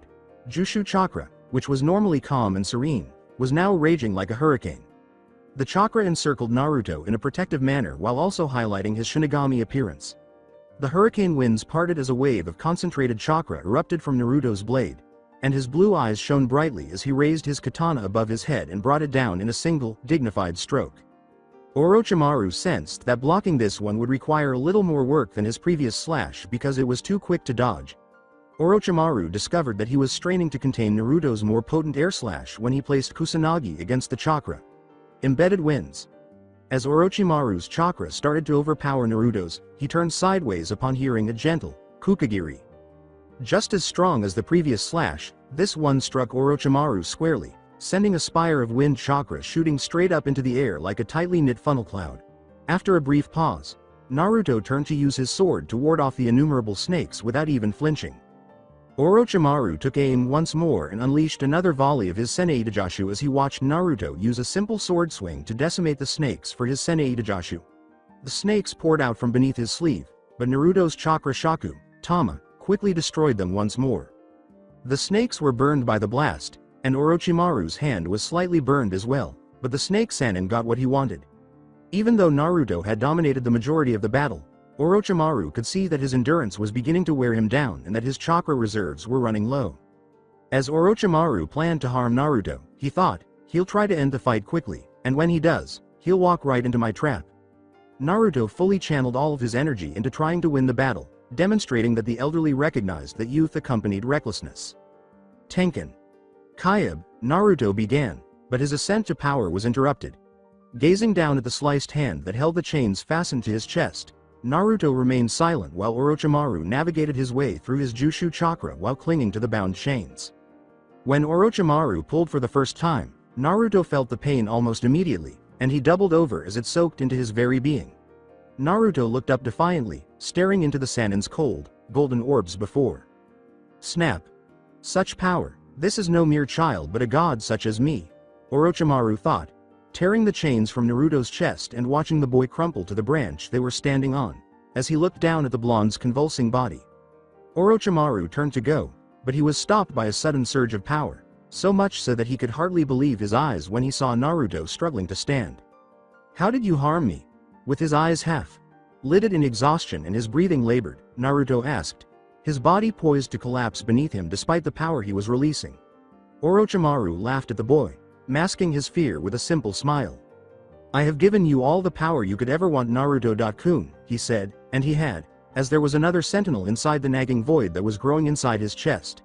This sentinel was just as strong as any of Naruto's Shinigami abilities. Naruto's body felt as cold as when it had first bounded with the Shinigami, and his arm burned strangely, like when the tattooed chains were first bound to his flesh, but he turned up just in time to see the escaping Sannin before darkness took over his vision. Naruto fell to his knees and off the branch. Inside the seal, turning his head away from the endless abyss in front of him, Naruto looked down to see that he was standing on a tower. Looking around, it appeared as though these towers, which were exact replicas of the Hokage's tower, were scattered across this abyss, standing out like ivory in the misted whirlwind of ebony. Naruto was confused because he was neither in the crypt-like area where he first met the Shinigami nor in his usual dreams. As far as his eye could see, the spires that contrasted sharply with their surroundings went out. Naruto was so focused on attempting to locate himself that he didn't even notice the presence behind him until the creature spoke. "Naruto, you never cease to amaze me. You should be floating in the abyss below and dead to the world right now. But you've always shown that you're a fighter, so I guess this would be more appropriate for someone like you, Naruto." Naruto turned and saw the Shinigami's signature black robes, but unlike his own, the figure in front of him had his kimono top open, exposing a toned torso and a seal that resembled Naruto's. Naruto looked up and saw that a striped bucket hat obscured the figure's face. "What are you talking about, Tenkin? Why should the world consider me dead? Why does this suit me better? Give me a direct response instead of using riddles." Naruto yelled at the man, and Tenkin, instead of recoiling, pulled the bucket hat a little tighter over his head, concealing the majority of his red hair. Tenkin looked up, revealing his face to Naruto for the first time. "Since you are so anxious, I suggest you turn around because your answers lay there," the death god said, as Naruto's eyes met the shocking red eyes in his inner Shinigami spirit. Somewhere, the furred predator stalked its prey with feline grace, moving like the silence of death as it crept closer and closer. Just as the predator was about to leap, a kunai hit the ground an inch in front of it, frightening the squirrel so much that it forgot all about its prey and fled as if its life depended on it. Sakura's gaze flitted from the squirrel to her kunai, then to the elusive quarry, a common acorn, before she sighed. The past few hours had been a paranoid nightmare for her, not only because both of her teammates were still unconscious, but also because she was constantly aware that someone was observing them.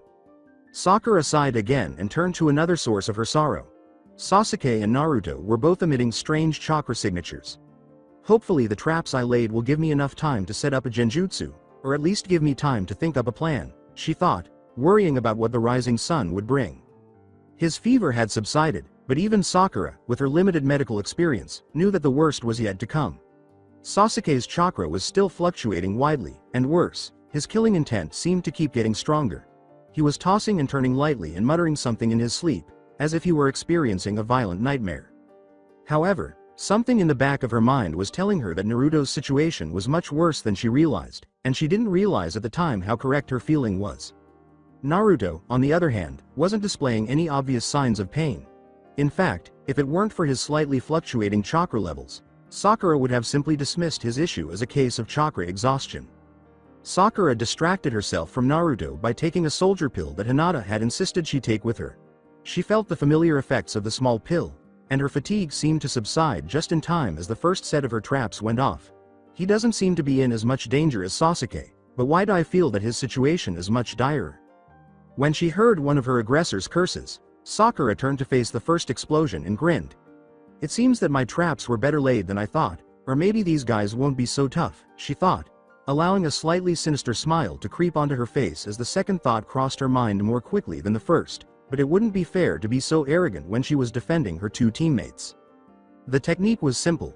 Create a genjutsu that feeds off another, and then the genjutsu that was being fed off of that would feed off the first, creating an endless cycle. Sakura smiled at her work, realizing that now the roots completely hide her teammates, but the accompanying distorting genjutsu would make it so that no one other than herself and the people inside, her teammates, could enter, without thinking that they passed right through the tree. Sakura knew that this would be a blow to her chakra reserves. Sakura readied herself for her impending enemies, silently assessing each of her opponents after noticing 3 genin that matched, and mentally thanking Kunarai for teaching her such a useful trick and Hinata for making her maintain her control so that it would work with her increasing reserves. 2 males, 1 female, and judging by the feel of her chakra, she probably has the best control, but the smallest reserves making her a possible genjutsu user. Sakura's first theory was put to the test when the girl who introduced herself as Kin loudly threw a senbon at her. Sakura had to force chakra from the few tenketsu in her head to avoid falling into the genjutsu that was being delivered through the sound waves.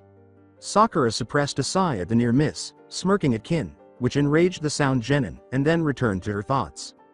Sakura silently thanked Hinata for teaching her to read people's body language to determine their emotions, and then, letting her smirk grow, she sent her opponent a gift of her own.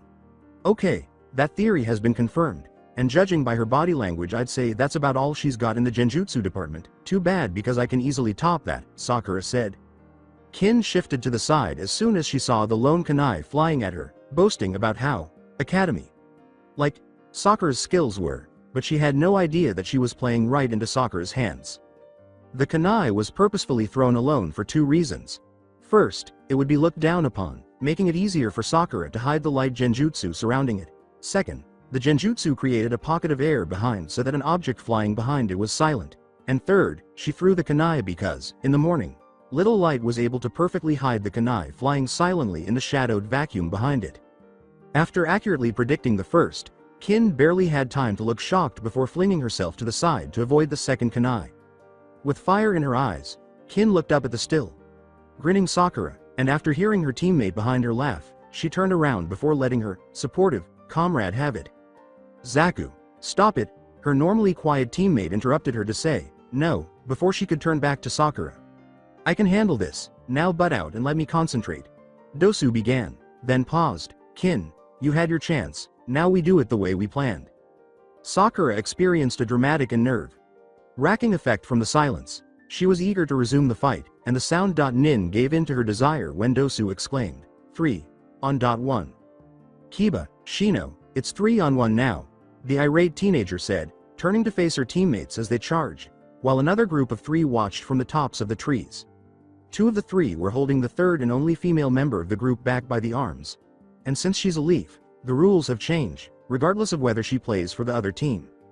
Though her initial plan was to simply rush to the tower and end the exam, Hinata had spent the majority of the morning trying to persuade her teammates to support Sakura.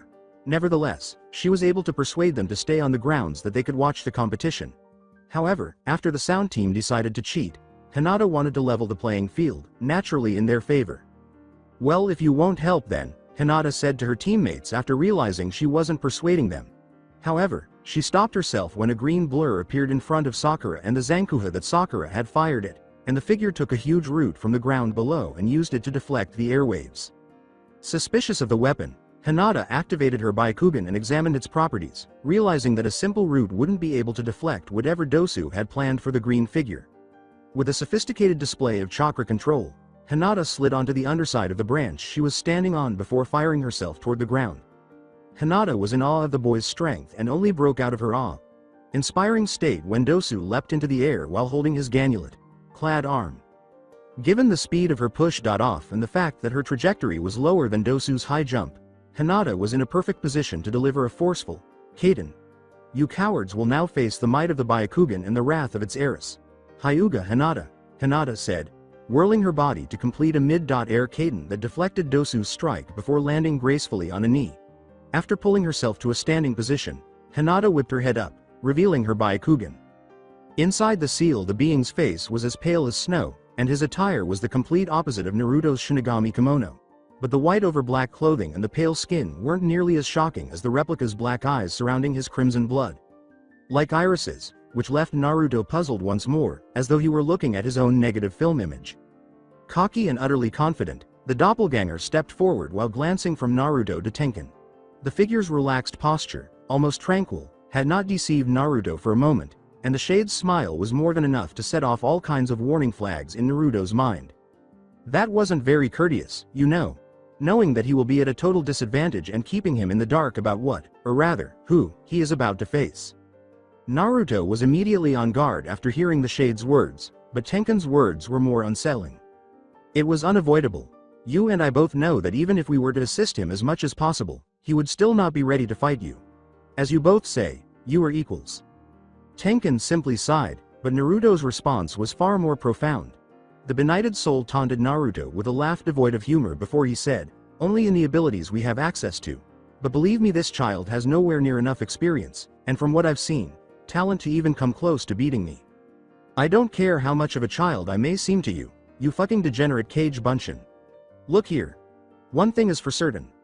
A clone cannot possibly be me, the original, regardless of how much they resemble me or how much they appear to have aged. Since the doppelganger only laughed before giving his other half a glare, Naruto's words appeared to evoke some kind of twisted humor in his opponent. Really, you think I'm one of your pet Cage Bunshin?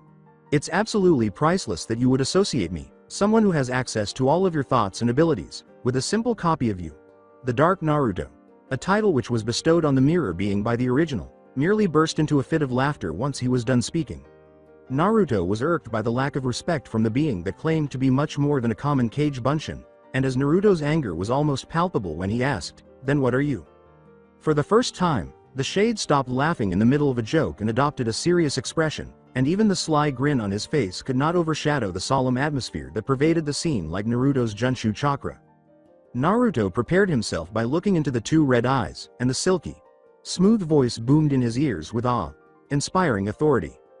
"I am everything you loathe," the entity declared, while 9 tails of demonic red chakra flailed up behind him. "I am everything you cannot control," the spirit added, covering his pale skin with intricate seals that resembled a true Shinigami. "And I am all that is sealed within," the doppelganger concluded, his red eyes growing and forming a particular black pattern, before charging. Both Naruto simultaneously let out a war cry, signifying the gravity of this conflict. "Naiteki Kai!" Naruto grunted and pushed his dark altar image with all his might, and within seconds, he had his doppelganger on the edge of the tower. Naruto's gaze of rock hard determination met with a look of amusement. Their chakra flared to match each other's growing power, and in one instance, their 2 blades clashed in the center of the Hokage Tower's facade. One blade was black, the other white, and both blades were equally matched, just like their wielders. The darkened spirit that lived inside Naruto, clearly offended by his archetype, said in a nonchalant, almost bored voice, "Why are you so weak?" It took Naruto several attacks to reach that end of the building before he launched him backwards with a single swing of his white katana. Naruto skidded across the concrete surface of the tower, making a valiant attempt to cling to the stone roofing, but his efforts were unsuccessful, and the attack of his darker half now appeared to be far more powerful than before. Naruto hit the edge of the tower and tipped off, using the wind to guide him safely to the edge of the tower, which was now adhered to the surface like glue. But the attack by his darker half didn't end there. While Naruto was restrained to the side of the tower, the twisted clone moved to attack him, but his approach was much more tactful than anything Naruto had ever seen. Naruto instinctively deciphered the precognitive warning as his Junshu chakra flared, then shifted his focus downward, shielding himself with his sword, when he heard, "Tenkan, Kamakyukai." Immediately after the release command, the words, "Kukakami, Epee," Naruto braced himself for the impending onslaught, knowing that he would not even have time to release his own Soul Slayer before the lightning fast barrage hit him, let alone match it. However, before his alter ego's attack even broke the stone walls of the tower, the face of a rapier made entirely of chakra pierced Naruto's defenses. The rapier had ripped right through his Zanpakuto with relative ease, and the swirling mass of wind molded chakra had torn through Naruto's layered clothing, leaving a small wound on the center of his chest. Naruto stared down at his chest in disbelief, looking numbly at the swirling mass of chakra in the shape of a rapier. His shock prevented him from even trying to block his darker half's follow-up, and the explosion of chakra sent him both upwards and backwards. Naruto was startled out of his reverie by the explosion, and he used a burst of chakra to fix his katana in time to protect himself from another round of his doppelganger's rapier barrages. "Epee, Kukakami." The clone rang out once more, and phantom rapiers erupted from his freed Zanpakuto as before. However, this time, Naruto's dark half demonstrated that he had explicit control over both the speed and pattern of the blade's flight. However, Naruto's counterattack left an opening that his darker half more than willingly jumped at. Naruto was quickly overwhelmed by the constant jabs of the chakra blades and, in a moment of frustration, unleashed his Shikai, creating a chakra backlash that destroyed all the rapiers surrounding him. Sudai Yuhodo. Unable to keep his eyes on the blades, Naruto slid into a defensive stance, which his multiple Zanpakuto imitated, creating a cocoon of black blades to protect him. Suddenly, Naruto was surrounded by the chakra impressions of his rapier Zanpakuto, which spun around him as if he were their axis and weaved around each other as if they were ballroom dancing. Naruto's timing was impeccable, as the Shade's rapiers started hammering the cocoon from every side as soon as he placed his final weapon. Naruto could hear the strain his soul cutters were under, but they remained resilient even after his alter ego used his actual rapier to ram the side of the cocoon. Not only did the attack pierce the shell his weapons had made for him, but it was also strong enough to shake Naruto from inside his protective barrier. Naruto barely avoided the blow, opening his barrier to see his alter ego descending on him for an aerial attack. When Naruto looked closely at his dark image, he saw that he was not carrying all 9 of his weapons. Instead, he was only holding the rapier, which was attached to a chain that was fastened to his wrist by a bracelet that looked remarkably like the band that held all of his weapons together. Returning his attention to the battle, Naruto used his Junshu Chakra to locate another tower to land on and used his innate ability to sense wind to guide him safely to the top. Once in the green, Naruto sent all of his weapons forward in an attempt to impale the sarcastic inner demon, but the shade burst out laughing. "Do you simply not understand, or are you unable to be serious? So I suppose I'll have to demonstrate to you how much weaker you are than I am." He spoke loudly as he lowered himself on his archetype, saying just before the impact, "Kukakami. Oh no. Gengastu Wareru." He sped past his weapons and sent a crescent slash that was directly aimed at him after his rapier changed into the powerful battle axe that Naruto used to cut through the Great Bridge, which was ironically named after him. The shade followed up his vicious attack with another, transforming his axe into the naginata before wildly spinning the blades around his body while rotating them faster than ever. Naruto's own Kukakami, battered by the previous rapier jabs, was unable to withstand the crushing pressure of his alter ego's attack. In fact, the Hokage tower beneath him hadn't been able to stand up to the attack, and suddenly half of the tower had been cleaved in two. The winds from the black void gathered above his opponent's form, then descended and combined with his naginata. Naruto felt as though a black funnel cloud was descending on him, but his body was unresponsive when he attempted to move it. It seemed as though the Gengastu Wareru's crushing pressure was keeping him motionless. However, that was nothing compared to the agony he experienced when the cyclone of black winds hit him. Taikatsu Kyorin. The worst part must have been when his corrupted image pierced him with his naginata, as if the winds were trying to escape from within, regardless of whether it tore him apart in the process. The winds were moving in all directions, focused only on tearing apart the true Naruto's being. Naruto felt himself lifted when the winds subsided, and as he turned to face the malevolent clone that was holding him a foot off the ground, he noticed that the chains connected to his weapons jingled slightly before releasing their stored chakra to create a weak barrier of faint chakra. How adorable, little Naru. Chan's Zanpakuto is actually trying to protect him from me, who is also a part of him, the shade said after merely chuckling sarcastically. If it weren't so disgustingly pathetic, it would almost be endearing. The evil alter image released Naruto, letting the boy fall before extending his gauntlet, covered hand. Looking up, Naruto saw his opponent winding up his mace for a swing as the fist crashed into the barrier, crushing it inward before sending him flying in the dark, being screaming, "Raikoku Sote." The coolly uttered phrase caused the armored hand to fly off towards Naruto, who was gripping his sides painfully before being pinned to another tower in the distance. Gekiya Seryoku, the words seemed to command, and the mace grew 10 times its original size, enclosing Naruto and roughly a third of the tower. Instinctively, Naruto's Junshu Chakra came to life, bending the air around it with chakra to grind the sharp spikes on the flail, blunting their sharpness. Battered by the enormous ball of chakra, Naruto crashed through the building's concrete before being stopped by a sharpened point. A beam of soul. Piercing chakra struck Naruto after he flew into the air, wincing as the homicidal replica swung his blade upwards. Behind him stood his now hated alter ego, Ken, who was supported by his Kukakami and found itself dug inside Naruto's shoulder. Heki Raikon. As they entered the strongest stage of their shared Shikai, Naruto's darkened half drew a katana that was strikingly similar to his sealed Zanpakuto, but the chakra it was emitting was more than 100 times that of its sealed form. This resulted in Naruto being subjected to another vicious attack, depriving him of the satisfaction of hearing him scream.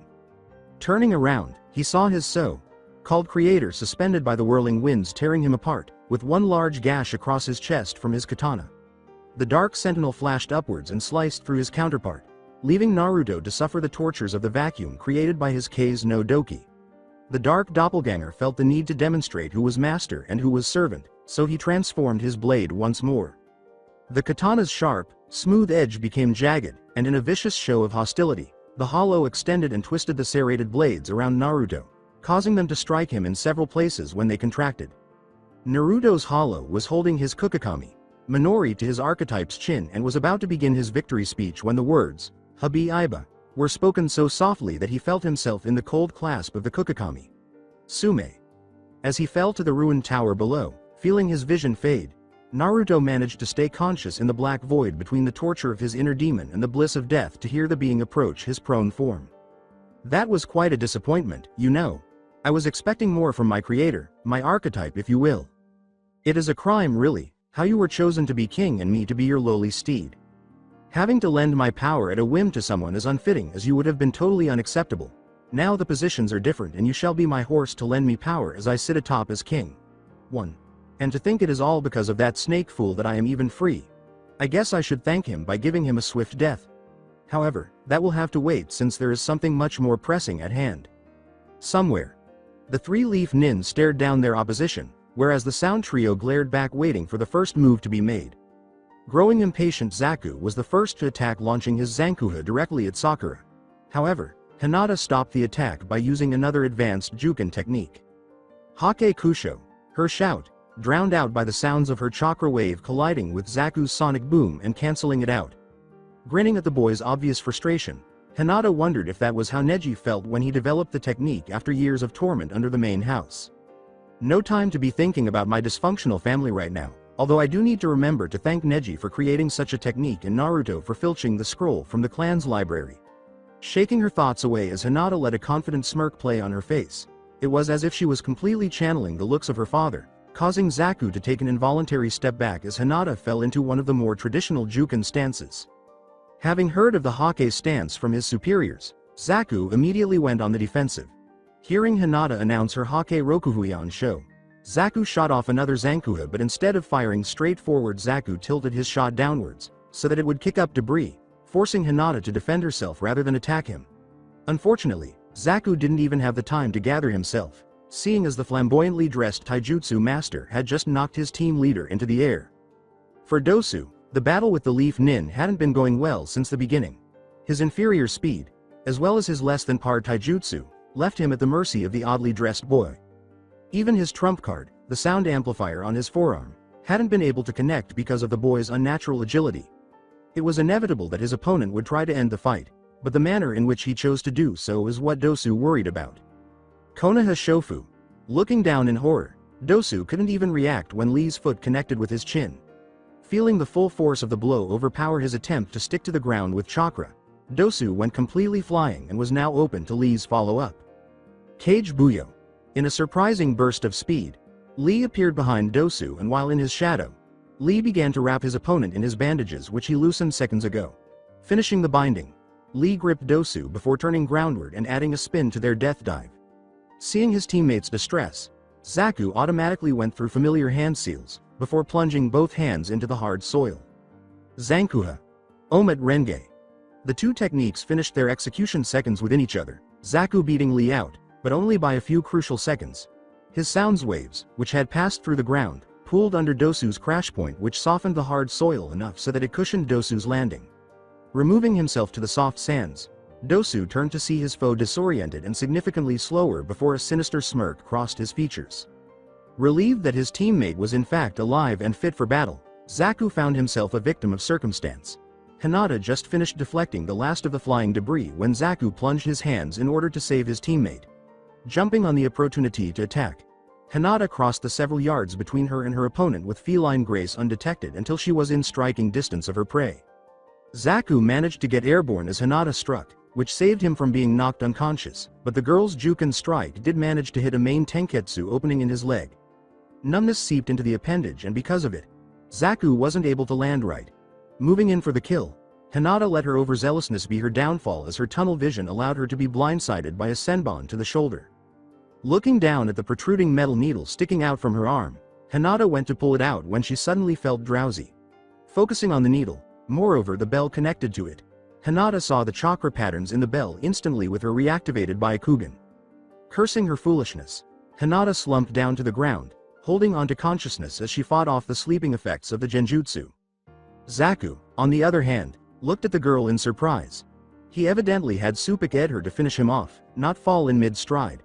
However, when he looked over to the direction in which the senbon came from, the answer came to him quickly. Kin had managed to get the upper hand in her battle with the pink-haired genin. Sakura, who had been up all night watching out for her teammates and who was also wary from putting up the Gatai genjutsu, was under Kin with both of her hands pinned by the older girl's heel. The fatigue from the long night and chakra usage had put her at a disadvantage in the battle, despite the upper hand that she held previously. Kin was much better at taijutsu than genjutsu, and seeing as she used genjutsu as well as Sakura, there wasn't much Sakura could do to stop her from getting close with her depleted reserves. Once Kin won her battle, She immediately saved Zaku from danger before turning to taunt Sakura. "Thought you could beat me, you cocky little girl? Well, it seems the shoe is on the other foot, and I'm going to enjoy grinding you under my heel," Kin whispered harshly as she began to dig her hell into Sakura's hands and back. Holding back a grunt, Sakura didn't want to give the older girl the satisfaction of hearing her scream, but that only proved to infuriate the sound Kunoichi. Feeling the oppressive female grip her long hair, Sakura immediately cursed herself for keeping it that long, especially when Kin started pulling, increasing the already unbearable pressure on her back. Just as all hope seemed lost, a pulse of chakra drew everyone's attention towards the roots hiding Naruto and Sasuke. No. If the genjutsu falls, Sasuke and Naruto will be defenseless. Sakura's mind screamed desperately as she tried to wiggle free with desperation. This only prompted Kin to pull on her hair harder while digging her heel deeper into the girl's back. Grinning sinisterly, Kin was having the time of her life when another pulse of chakra drew her attention. This pulse, which was much stronger than the last, sent a spiral of purple chakra shooting up the trunk of the massive tree. Looking through the flickering genjutsu, Kin saw the face that would haunt the last few moments of her existence. "You. Uchiha S. Sasuke." The girl managed to stutter out before the boy flashed out of existence and reappeared inches before her. Kin got her answer when Sasuke buried a kunai in her chest. Falling on her back, Kin looked down as her blood flowed out of her in an alarming rate. Poised for the finishing blow, Sasuke let a twisted grin find its way onto his face when Sakura grabbed his arm. Turning his insane Sharingan gaze to the pink-haired girl, Sasuke frowned when he saw Sakura flinch back after seeing his face. Was she that afraid of his power that she was afraid he'd hurt her? Shaking the thoughts from his head, Sasuke went back to focusing on the feeling of euphoria as the power pumped through his veins before asking, "Why are you stopping me?"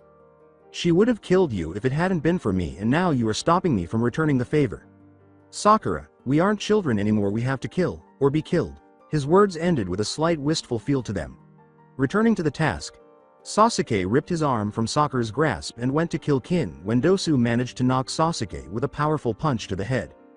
Jarred by the blow, Sasuke fell to his knees when the real pain hit. Dosu had poured twice as much chakra into his speaker on his arm, causing the sounds emitted to do more than knock off Sasuke's equilibrium. Watching the Uchiha vomit, Dosu went for a second attack when another explosion of chakra drew his attention. If any fragments of the flickering Gatai Genjutsu were still surrounding the base of the large tree still concealing Naruto, they were now scattered to the four winds when the chakra surge passed through it. Behind the destroyed Genjutsu rose Naruto, his chakra levels more than twice that of Sasuke's sudden growth of energy. Stepping through the veil of roots, time seemed to stop as Naruto entered the battlefield, or at least until the shock of his sudden power increase wore off. Who the fuck does this guy think he is? Well, I'll show him what happens when he interferes with one of my battles, Zankukyokuha. The air was still and heavy with tension before it erupted in the greatest blast of pressurized sounds waves that Konoha Genin had ever seen, or at least it was before Naruto appeared before him faster than any eye could see.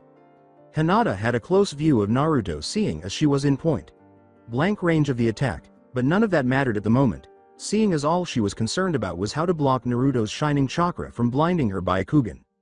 Deactivating her bloodline limit just in time, Hinata saw Naruto activate his own technique, which cut straight through Zaku's ultimate technique with ease. Kei's no Deki. Naruto's words were barely above a whisper, but the power behind them was more than enough to unsettle Hinata. Looking at the jutsu at work, Hinata couldn't believe what she was seeing. Normally chakra is invisible to all eyes, with the exception of selected dojutsu, but Naruto's jutsu was visible to the naked eye, signifying its power, but also it clearly showed that it also had the manipulation of the elements.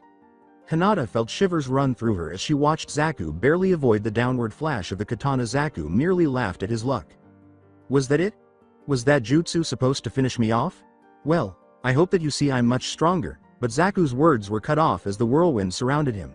Enhanced by chakra and fortified by Naruto's natural wind alignment, Zaku found himself being torn apart by the vacuum prison. Shivering again, this time at the brutality of the technique, Hinata rose to her feet before thanking Naruto. When he didn't reply, Hinata figured he must have been shaken up on what he had to do in order to save her. However, that thought quickly left her head when she heard him speak. "You poor deluded child, you are so innocent, so naive, and so much like chocolate, too. I wonder if Haku will be the same," Naruto whispered before turning around for all to see his face.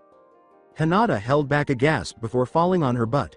A fearsome mask covered half of Naruto's face. Looking into the one-covered eye, Hinata was completely drawn into the pure red.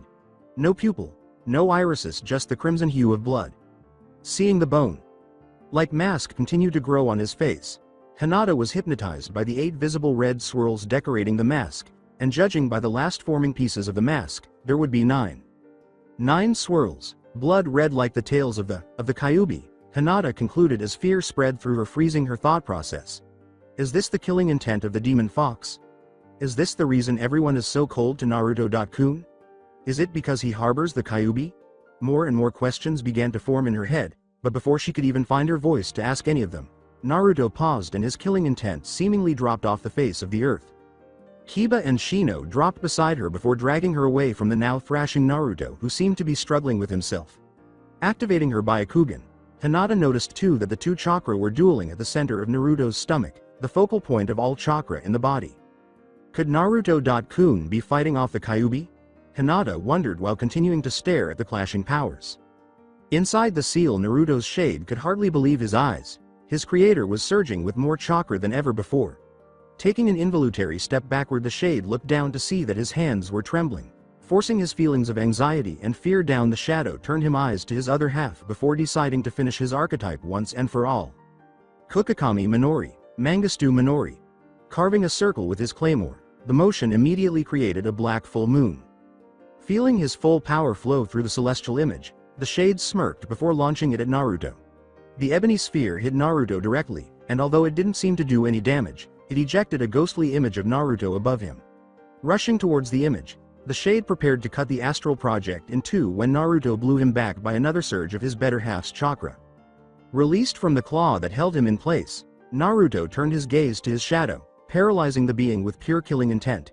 Stepping closer, Naruto let a seemingly innocent smile play on his face, but to his alter ego, the smile was nothing more than an omen of his demise. You, for all the pain and trouble you caused me, I have to thank you. If it weren't for you terrorizing Hinata, Chan, my friends, and Haku. Naruto stopped on the older girl's name, his eyes burrowing holes in his inner demon. Something inside him tugged as well, telling him to destroy whatever his shadow was for even threatening her. I would have never been able to dig deep enough to find the power to destroy you, Naruto finished before charging his replica. The clone, having found his will to fight again, smirked darkly before shouting, well then, show me what you've dug up, master. Ignoring the taunt, Naruto surged his chakra through his Shikai, which reformed the weapons to match their former glory before charging his counterpart. Charging his chakra shaku, Naruto forced the unmolded chakra to his legs, resulting in an unpredicted burst of speed. Slipping under the ring that bound his weapons together, Naruto redirected his chakra to his arm before delivering a powerful punch to his altar image, sending him skyrocketing. Following the shade upwards, Naruto commanded his Kukakami to orbit around his dark clone, before having his Junshu chakra mold chakra in the form of a tight sphere around the demon. Seeing his other half try to escape from the barrier, Naruto smirked when the swirling mass of his wind chakra slashed into his inner demon. Mentally unlocking the chains of his weapons from their bounds, Naruto floated above his counterpart, with his Junshu chakra manipulating the air to hold him up, before telling the replica, now that you're in position, I think I should thank you for inspiring this technique, especially since I'm sure it'll finish you. The shade just sneered, and Naruto's smirk got even wider when he saw the sneer disappear from the clone's face as he molded the chakra for his technique. Kukaidenbatsu. The shade paled at the sheer amount of unleashed chakra before mentally assessing how much was actually being expelled. He's giving off 10 times the amount that I give off, but since he's dividing it equally between himself and Kukakami, he and all of his weapons are as powerful as I am. I see you've figured out that you're so utterly screwed. Well, fortunately for you, I'm in a hurry and I want to wrap this up quick, so. And in a flash Naruto disappeared and reappeared in front of his clone wielding his Kukakami. Epee. Unleashing the Sudai Yuhodo, Naruto attacked his clone from all sides with his real and phantom rapiers before flashing away and appearing with Kukakami. Oh no. Gengastu Wareru. Naruto's cry signaled the descent of the crescent-shaped cleaver that would have crushed his clone the same way his clones had crushed him, if it hadn't been for his sphere of chakra holding him in place and grinding his back against the raging chakra-filled winds. An haggard look appeared on the dark demon inside of Naruto, who barely heard Naruto's cry of Taikatsu Kyorin before he found himself torn apart by 2 walls of wind and the cold steel of the soul reaping Naginata tear into him.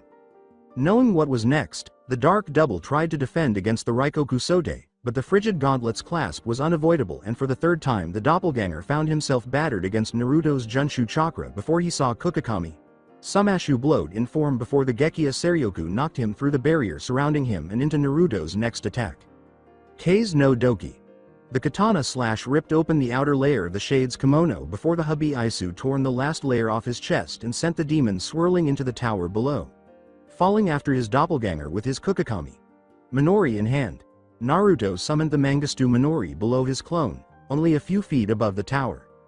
Naruto's evil image passed through the Black Moon seconds before Naruto plunged his claymore into his counterpart's chest and soul. The Shade emotionlessly stared upward as he deteriorated before turning his gaze to Naruto and saying, "You may have won this battle, but remember, I am a part of you now and forever. This means that whenever I see the opportunity, any opportunity that I find you slacking, I will seize it and subjugate you as you have done to me.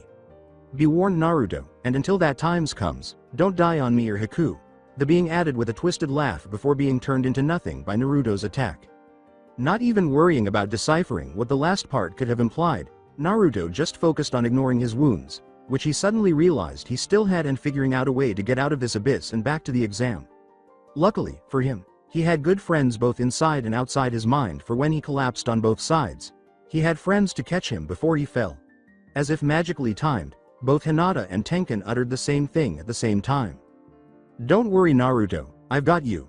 Rest, you saved us all today." Naruto's sleep was cut short by a chilly, damp slap.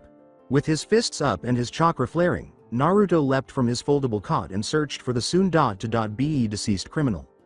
Naruto heard another wet slap and looked down to see who had interrupted his well-earned sleep. A medium-sized trout was at his feet, struggling to breathe as it floated on the smooth stones of the riverbank. Naruto grumbled, grabbed the dying fish by its tail, and resumed his search for whoever believed that putting a live fish in his face was a suitable method of waking him up. From behind him came a voice that sounded vaguely familiar. "Well, it seems like the blonde is still alive, and here I was just starting to doubt my medical skills." Naruto looked back and saw the 7-time Chunin exam dropout Kabuto in the reflected light from the leaf headband. Perched high in a nearby tree, the silver-haired boy was gazing forward as though he was trying to spot something. Naruto asked, putting aside his intention to slap the next person he saw with a wet fish, "What are you doing here?" "Looking after you, rookie. Your luck though, most teams usually don't make it this far with one incapacitated member for this long," Kabuto said casually. Before leaping from his vantage point and heading in Naruto's direction, Naruto took a step back, not entirely believing what the genin was saying, and his paranoia was exacerbated by the absence of both of his teammates. As Naruto reached for his sword, he discovered that it was destroyed by the fire, along with the other packs belonging to his team. Naruto felt that he might as well have been nude in front of his adversary, even though he was only wearing his shorts. "Since I can't reach it, I suppose it's time for me to practice my Kenshoken, striking fist. Once more." Naruto dropped into a protective stance and saw Kabuto pause in the middle of a step before moving on. Something in the back of Naruto's mind was telling him to be cautious, despite the boy's posture and body language radiating friendship and peace. "Naruto, I'm not here to," Kabuto said, but before he could finish, Naruto leapt forward and landed a jumping spin kick that was directed at his head. When Kabuto saw that Naruto had not stopped spinning or tucked his leg back in, he ducked under the blow and turned to face the blonde. Kabuto noticed Naruto's hands were in the shape of a ram seal as he leapt over the low sweep. He wondered absently how long they had been that way before being slammed in the back by an invisible force. As he completed the hand seals for his Shosen no Jutsu, mystical palm technique, Kabuto threw his weight forward and landed on top of his invisible assailant. Just before his hands struck the pinned opponent's torso, they were obscured by a blue haze. He leapt to his feet, searching for the ungrateful blonde, the loud wishing of displaced air echoing in his ears. Kabuto saw movement out of the corner of his right eye and used his glowing hand to grab the blonde's arm, letting the chakra's cutting blades pierce his opponent's arm. When the blonde burst into a cloud of smoke, Kabuto wasn't shocked. Kabuto scanned quickly from side to side, and only chance led his eyes upward and on the blonde who was coming down toward him from unimaginable heights. Observing the height of Naruto's fall, Kabuto reflected, he has a lot of leg power for a genin. The boy's leg was up high, and just before the impact, he whipped it down, narrowly missing Kabuto's head. The afterflow of chakra, however, continued to cut a few hairs off the platinum blonde boy's head before ejecting all the rocks from beneath Naruto's landing spot. When a kunai made contact with his kidney, The clone vanished, leaving Kabuto to look for the genin once more. Navigating through the hail of sharpened steel, Naruto slipped his arms through his jacket before snatching up his sword. Naruto released a hail of shuriken with his free hand before channeling chakra into his pentacle. Firing off a chakra shaku, Kabuto launched another wave of weapons to cover his charge as Naruto kept up with him step for step as they approached the water. Chire blasted while strafing to the right. He is good.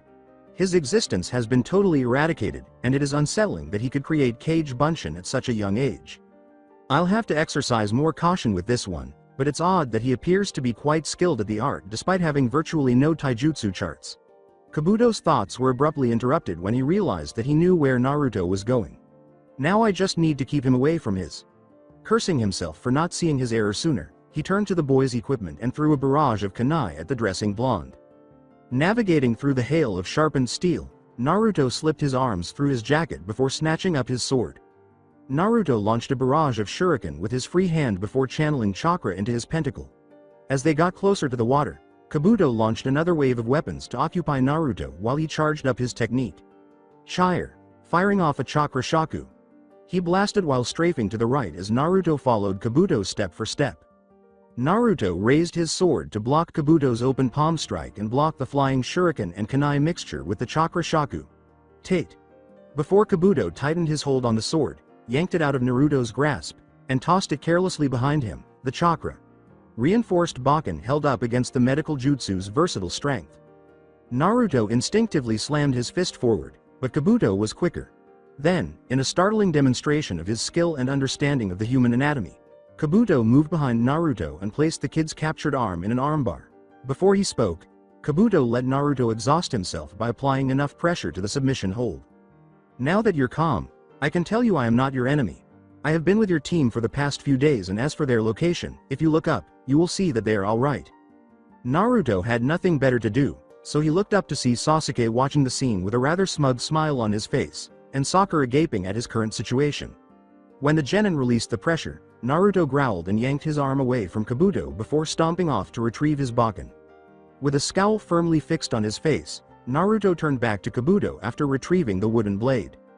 Naruto said, "You're pretty strong for a genin who supposedly failed this exam 6 times, not to mention a bit too well informed on your fellow shinobi, whom I'm sure you've never met," expressing his continued mistrust of the fair-haired genin. Not to mention that Kabuto's motivation for assisting them was unclear. The timing and the predicament he and his team found themselves in were a little too convenient. Sakura resumed her role as the eternal peacekeeper with the words, "Naruto, Kabuto-san." But this time, unlike the altercations between her two teammates, one of the party's leaders was not overcome with rage. "Sakura-san, let me handle this. I think I can explain it a bit better anyways," Kabuto interrupted, maintaining eye contact with Naruto, who was, at the moment, penetrating his mind. Before beginning his story, Kabuto pushed his glasses up and used the sun's reflected rays to break the intense gaze between the two. "Naruto-san, 3 days ago I stumbled across your team as I backtracked along the path my team had traveled in, search for any dropped supplies or something of importance we could use during the next portion of the exam. Being a fellow Leaf Nin, I thought it would be in the best interest of Konoha if more of its genin passed so that we make a better standing in the last test, which I've already explained to your partners, which will be in front of the daimyos of all the elemental countries. Now with that said, I will address your suspicious on my explicit knowledge of the test and its applicants. All the non-classified data on shinobi of Konoha and its allies are available on record in the Konoha library. I have merely integrated the database into my cards for portability. Besides, as Ibiki said, information is the greatest weapon in this age of espionage. It would be foolish of me not to take advantage of every opportunity I've got."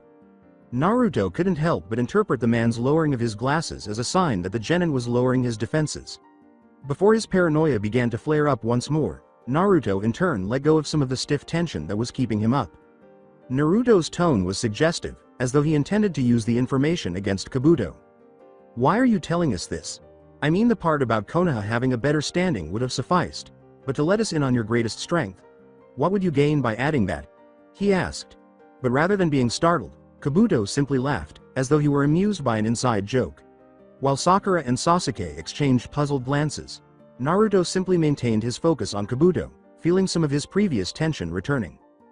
"Good observation, Naruto, but what you're insinuating is entirely false, and the reason is, because I know your type." Naruto, you are the type of person who was born into this world marked for something he had no control over, bearing the consequences of another's mistake, and because of that, you are suspicious of anyone you don't trust. However, once you do learn to trust someone, that bond is strong, so strong that you find strength to do things you couldn't possibly hope to otherwise if that person is threatened. Even though Kabuto's remarks seemed innocuous, Naruto was shocked by them and worried about how easily Kabuto had read him.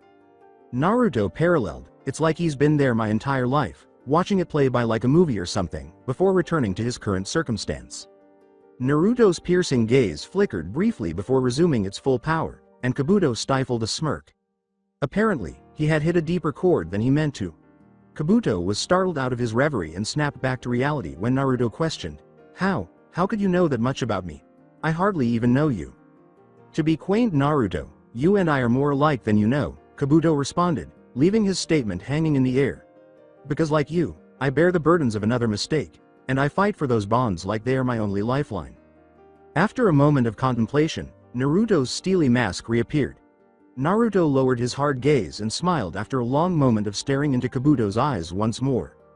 "Well, I guess I can trust you then, Kabuto. Sorry about before. A shinobi can't be too careful, you know."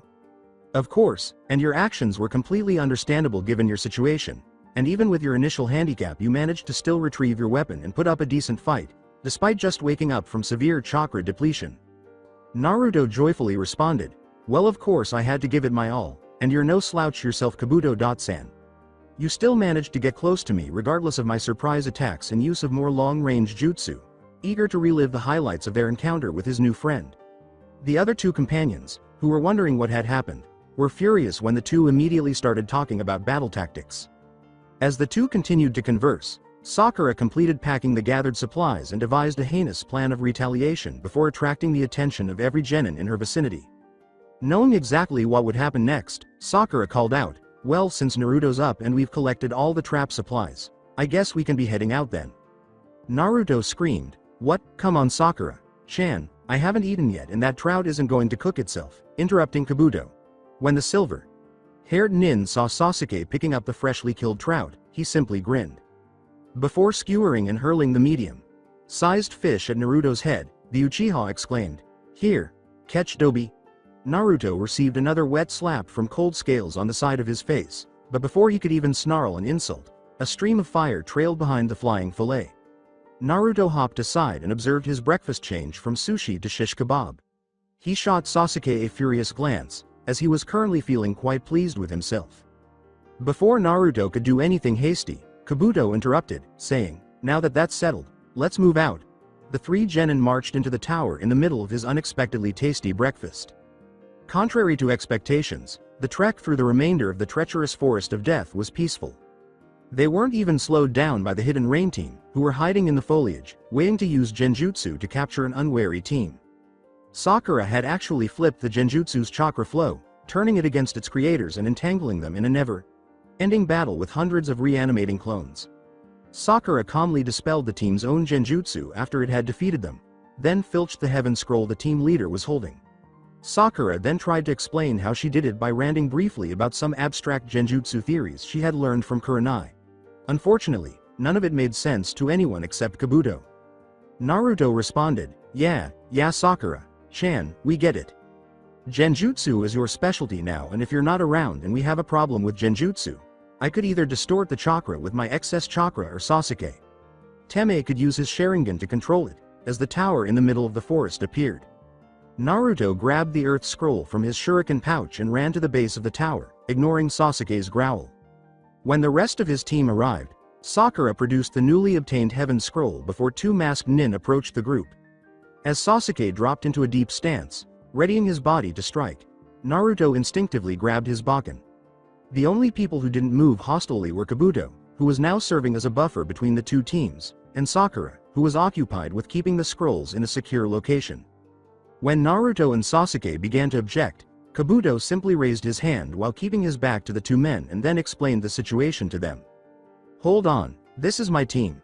I told them to wait here while I backtracked through the forest," said the genin. Naruto, relieved, dropped his defenses, believing Kabuto, and pushed Sasuke when he hadn't relaxed. Sasuke grumbled and obeyed, but he continued to focus on the three in front of him.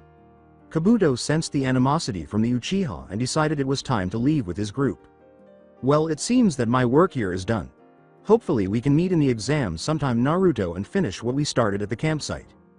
Naruto simply nodded while smirking as Kabuto and his group vanished behind the double doors of the tower. Naruto glanced at his team and received a straightforward nod from each of them before pushing through the door and guiding them into the tower. The three genin, taken aback by the absence of instructors and genin, wandered around the open floor, scanning the balcony for potential surprise attacks, only to discover that the room was empty.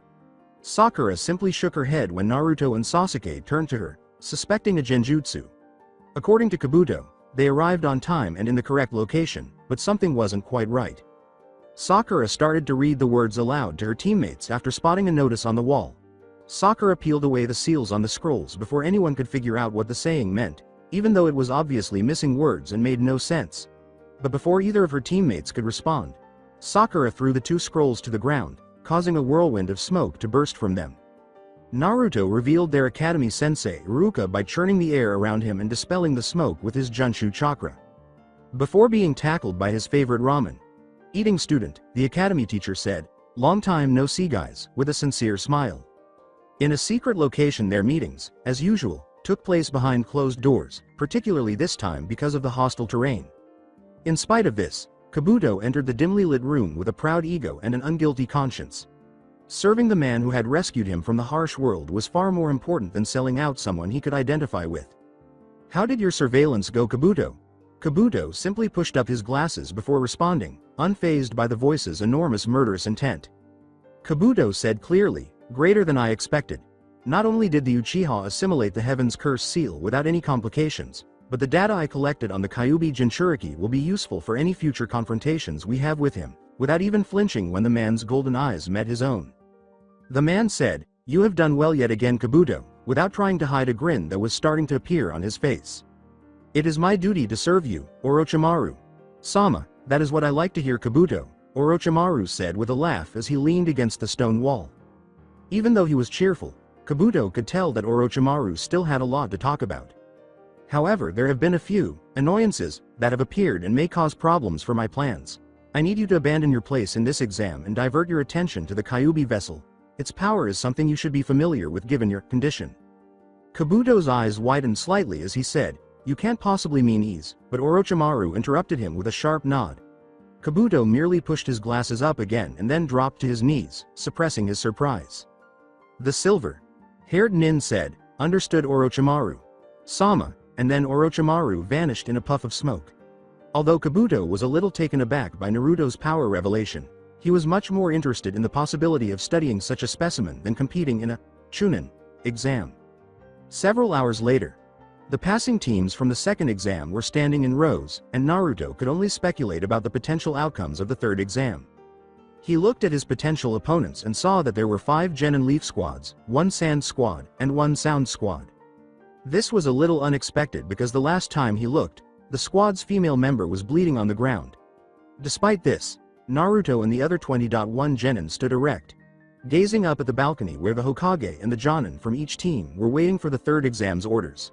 All of the Genin instinctively straightened up and waited for the elder to speak as they watched the Hokage rise. "Proud Genin from all the hidden villages, congratulations, you have made it past the perils of the second exam. However, not all of you will make it to the third exam, as there are too many Genin at this point for all the various cages and daimyos to watch. Therefore, we will be holding a preliminary round in order to cut the number of Genin in half. Be warned though, there are no longer any teams from this point on, and anyone willing to back out now will not affect their team's success rate." As the Genin processed what they had been told, they stood motionless, wondering if any of them were still breathing. Naruto was certain that no one would give up after enduring the atrocities of the Forest of Death, especially considering what they had endured. Yakushi Kabuto, forfeit." Naruto kept his eyes on Kabuto while he bit his tongue nearly to the point of bleeding, suppressing the urge to scream out. Naruto knew from experience that he could easily compete with anyone in this room, despite Kabuto's explanation that the attack he had received prior to the exam was still bothering him. Naruto thought, something's up, but he was aware that he was in no position to question Kabuto's choice, despite his suspicions. Naruto returned his focus to the Hokage, who was elucidating the actual purpose of this test, as he watched the boy leave the stadium. Although it was a rudimentary alternative to full scale conflict. Naruto gladly accepted it over all other options because he understood the depth of evil that existed within every person. After they were ejected to the balconies and Naruto heard Sasuke declare that he wanted to fight him, he added that it's also a good way to release tension. Naruto grinned at the idea, but his heart sank a little when Sasuke's name was called first to battle a complete stranger from their own village. As the judge, Gekko Hayate, got ready to start the first match, Naruto remarked, "The Teme better not lose before I get a chance to throttle him." Both competitors nodded before assuming a fighting stance. You may use any techniques or tools you have at your disposal, and you may fight until your opponent is incapacitated, killed, or I call the bout. Understood? Begin. Hayate choked out in between coughing fits. They met halfway through and then engaged in a round of taijutsu, with neither competitor waiting for the other to initiate contact. Even though his opponent was slow and extremely rigid, Sasuke wasn't doing much better because every time he exerted himself, the pain in his shoulder increased to incapacitating proportions. After Yoroi, his opponent, connected with a powerful blow to the jaw, Sasuke grounded out through the pain, saying, "It wants me to give in." He couldn't tell which was Sakura's or Ino's, so he rolled sideways to avoid the heel drop that was headed for his head before lowering himself into a low stance. As Sasuke saw Yoroi attempt to charge him once more, he swung his legs forward and kicked Yoroi hard in the shin, sending him sprawling to the ground. Leaping to his feet and reaching into his shuriken pouch, Sasuke released a few flying stars, all of which were deflected by the target. The projectiles, however, served only as a diversion as Sasuke took advantage of the situation to get closer to Yoroi and, with great effort, managed to punch his jaw. His energy was being depleted by the curse seal on his shoulder, so the blow lacked the power it usually possessed. Yoroi grabbed Sasuke by the arm and heaved him over his shoulder, but Sasuke was too stunned by the pain to mount much of a counterattack. Sasuke was flung against the wall before the pain in his shoulder overcame him once more, ripping his arm away before his back touched the floor. Sasuke stood up and chanted, "Must suppress the pain, must suppress the pain."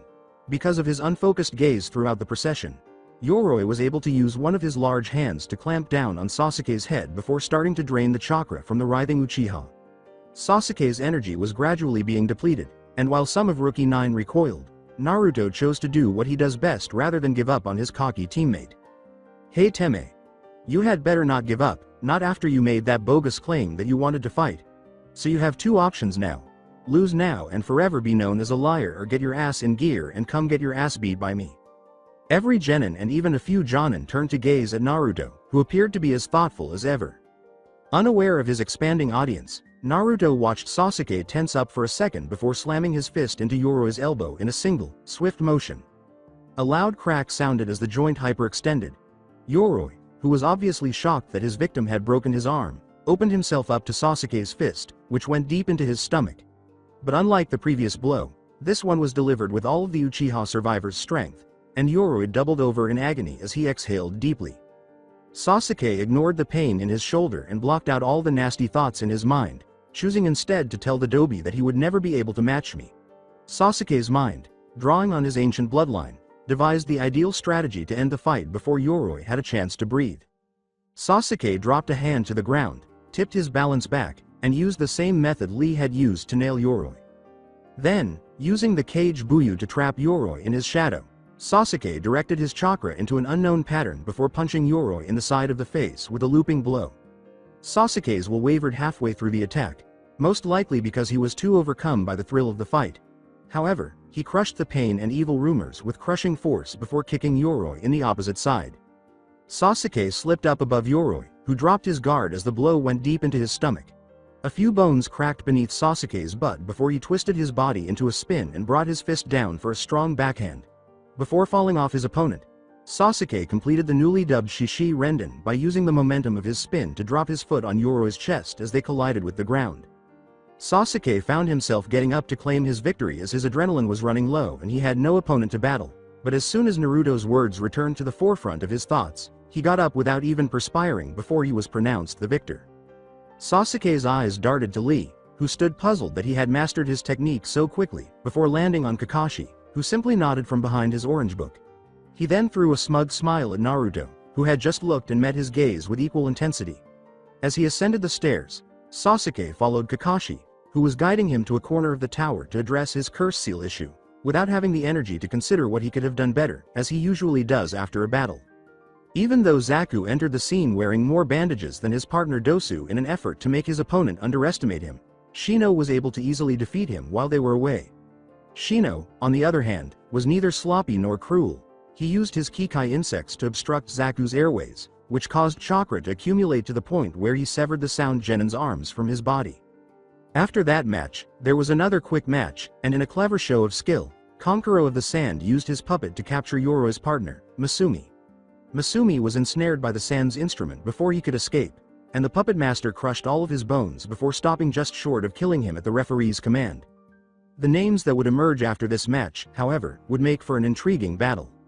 Yamanaka Ino versus Haruno Sakura. Nobody in the Leaf Village could claim to be unaware of the rivalry between the two girls. Nevertheless, despite their less than honorable beginnings, both girls now appear to be more distant from vying for Uchiha Sasuke's affections and have even developed a new rivalry.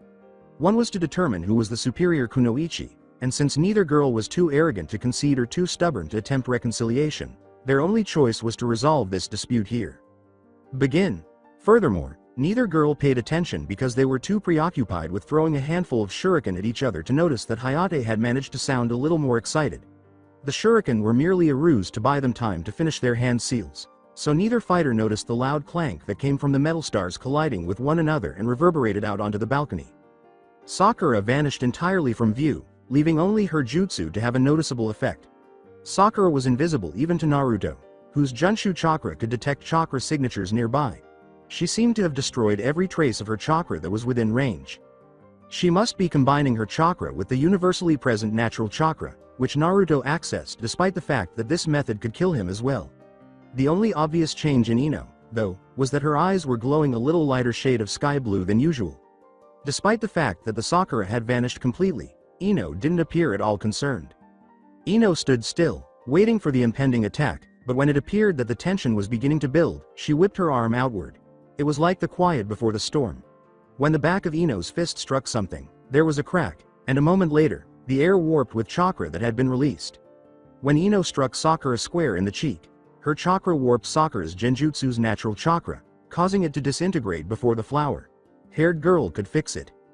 Have you forgotten about my Omoi Baraiji, mind bridge, already, Sakura?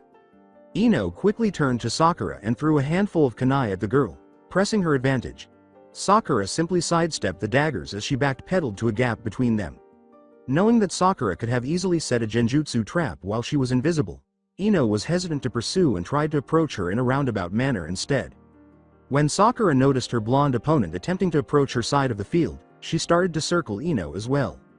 The two girls then stalked onto each other in an increasingly tight circle, resembling two lionesses ready for combat. Before engaging in hand combat, the two girls, who never broke, turned and pivoted in perfect unison. Having a commander who specializes in armed combat and being paired with two capture specialists for Genin teammates only enhanced Ino's capturing skills, making her taijutsu better than Sakura's. Nevertheless, Sakura had learned some taijutsu on her own thanks to her training with Hinata and Haku, and even though she had lost in the forest, her weariness from employing such a superior genjutsu was a major contributing factor. Since she no longer had these inhibitors, she was able to use her chakra to execute the taijutsu form she had been learning. Before channeling her chakra into her palm and making the appendage glow a faint blue, Sakura focused on finishing the set of hand seals she had begun while slipping to the side of Ino's kunai tip, which she was using like a makeshift trench knife. Sakura hoped that her practice would pay off and that, for once, the technique wouldn't fade as she used it, recalling all the time she had spent trying to perfect it. Sakura pushed her chakra-coated hand into Ino's chest, feeling the tip of the blade dig into her cheek as she dipped to the side of Ino's kunai swipe. Fortunately, she maintained complete control, so the blow to Ino's stomach not only made her gasp, but it also caused a mild electrical discharge to run through her body. Based on the teachings of the legendary slug Sannin, Tsunade, the technique was difficult to master due to the need for chakra control. Even though Sakura spent weeks honing the technique, she didn't make much progress. In contrast to Tsunade, who had earth as her natural elemental alignment, Sakura had lightning. As odd as it may seem, the element did work for her because it was as dynamic as her personas, but mastering the jutsu was still nearly impossible. In contrast to Tsunade, who employed a particular set of hand seals to transform her earth chakra into a lightning chakra, Sakura's chakra did so spontaneously. As a result, the hand seals of the well-known Ranshinsho important body points disturbance, enhanced the chakra conversion, rendering the jutsu just as harmful to her as it was to her opponent. In spite of this, Sakura was able to flourish in the sink or swim scenario and developed a suitable buffer for the technique in combat. Ino was knocked back and into the air after the startling blow with the crushing hand to the chin. Nevertheless, Ino was able to tuck herself into a tight ball and land safely onto a knee despite experiencing spasms as a result of the electrical discharge shock. Sakura saw an opportunity and, since it was starting to strain her reserves, she lowered the chakra flow to her hands before throwing two kunai at Ino. The blonde's unusually bright blue eyes caused the two kunai to stop in midair without causing any harm. Since nothing like this has ever occurred before, the spectacular captivated everyone's attention, including the Hokages. How in the, as Sakura asked, Ino interrupted to say, "You haven't been the only one learning new things, Sakura. I guess I should thank my lazy teammate for inspiring this ability, although I doubted I would have to use it on you. This is my Naiteki Haji, mental grasp." As she stood up, Ino could tell that her eyes were burning a vivid ethereal blue by the way some of her fellow genin gasped. She didn't care, though, because she didn't think any of the genin could match her mind. Reading abilities and this, Ino felt the technique burning like wildfire through her reserves, and she concentrated only on Sakura. Through the Omoi Buraiji's empathic link, Ino was able to sneer at the girl and sense that Sakura was aware that this would be the battle's end. Once more using the Omoi Buraiji to probe Sakura's mind, Ino only managed to strike the solid wall of her divided personality before retreating.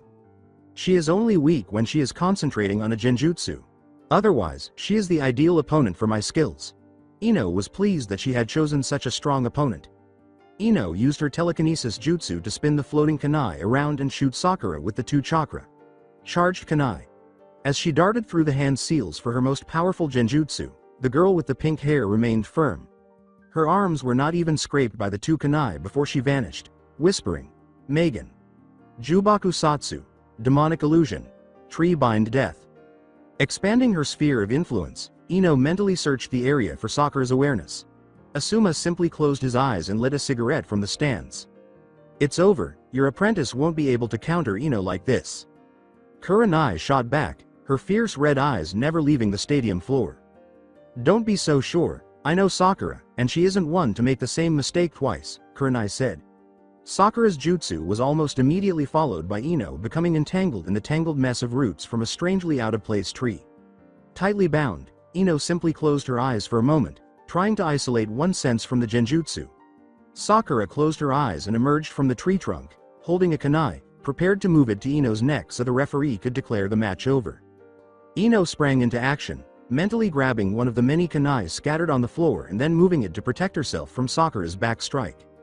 After a stalemate between the two kunai, Ino raised the remaining kunai in the air and pounded Sakura with them from all directions. Instead of even touching Sakura, the bladed steel buried itself in the tree, revealing it to be an intricately placed kawarimi. Ino managed her shock by mentally scanning the area before discovering the gap she had missed. Ino simply twisted her body around and threw a punch with all of her strength and chakra at an invisible target because she didn't have the time or chakra. Sakura, who was now visible through the fading genjutsu, had also landed a haymaker on Ino's chin, so it appears that her blow struck something because a loud slam reverberated throughout the arena. The two girls, who were completely worn out, were able to KO one another, resulting in a draw. Asuma stood stunned up in the stands. Ino simply could not have been duped in that manner. Ino could not have lost unless she ran out of chakra, and I have witnessed the operation of that technique, which reads minds and manipulates matter as well. In spite of his denial, Asuma teleported to the stadium floor and, without saying a word to his fellow Jonin, he and Kakashi retrieved his ward. Knowing that Ino would only require a little rest before returning to her usual, ecstatic self, he placed her gently against the wall upon his return. This gave him ample opportunity to consult an expert regarding what had transpired. Sakura used a Gadai genjutsu, which are not only extremely hard to conjure and control but are also very taxing on one's chakra reserves. However, the reason that was effective against Ino was because Sakura knew Ino would be able to read through any one genjutsu at a time by searching for her consciousness, so anticipating that Sakura wove two genjutsu ensnaring Ino in the second so she would have enough time to get past her defensive grid and attack. Although, I will say I am surprised Ino caught on so quickly. That alone is the reason she was able to tie this match, otherwise Sakura would have won hands down, Kurenai responded. After standing and taking in what he had heard, Asuma burst out laughing. Kurenai's light outburst faded, and he simply stared at the rugged man, raising an eyebrow. In his defense, Asuma stated, "I guess I overestimated my student a little bit. Hopefully we both can learn from this," fully aware that Kurenai was requesting an explanation despite the fact that she hadn't said it aloud. Asuma chose to ignore the question of how he came to know that and instead focused on the electronic bulletin board. Silently, Tenten and Tamari descended to the arena after the names of Alif and Sand Kunoichi were displayed on the board. No shinobi, no matter how skilled, could afford to be one-dimensional like Tenten was, as demonstrated by the brutality and briefness of the match. Even though Tenten had more stamina than Tamari, she was unable to use it for anything other than dodging the blonde's frequent wind attacks because Tamari's control over air outclassed all of her weapon attacks. When Tenten's chakra surged as the match came to an end, Naruto glanced over at his sensei.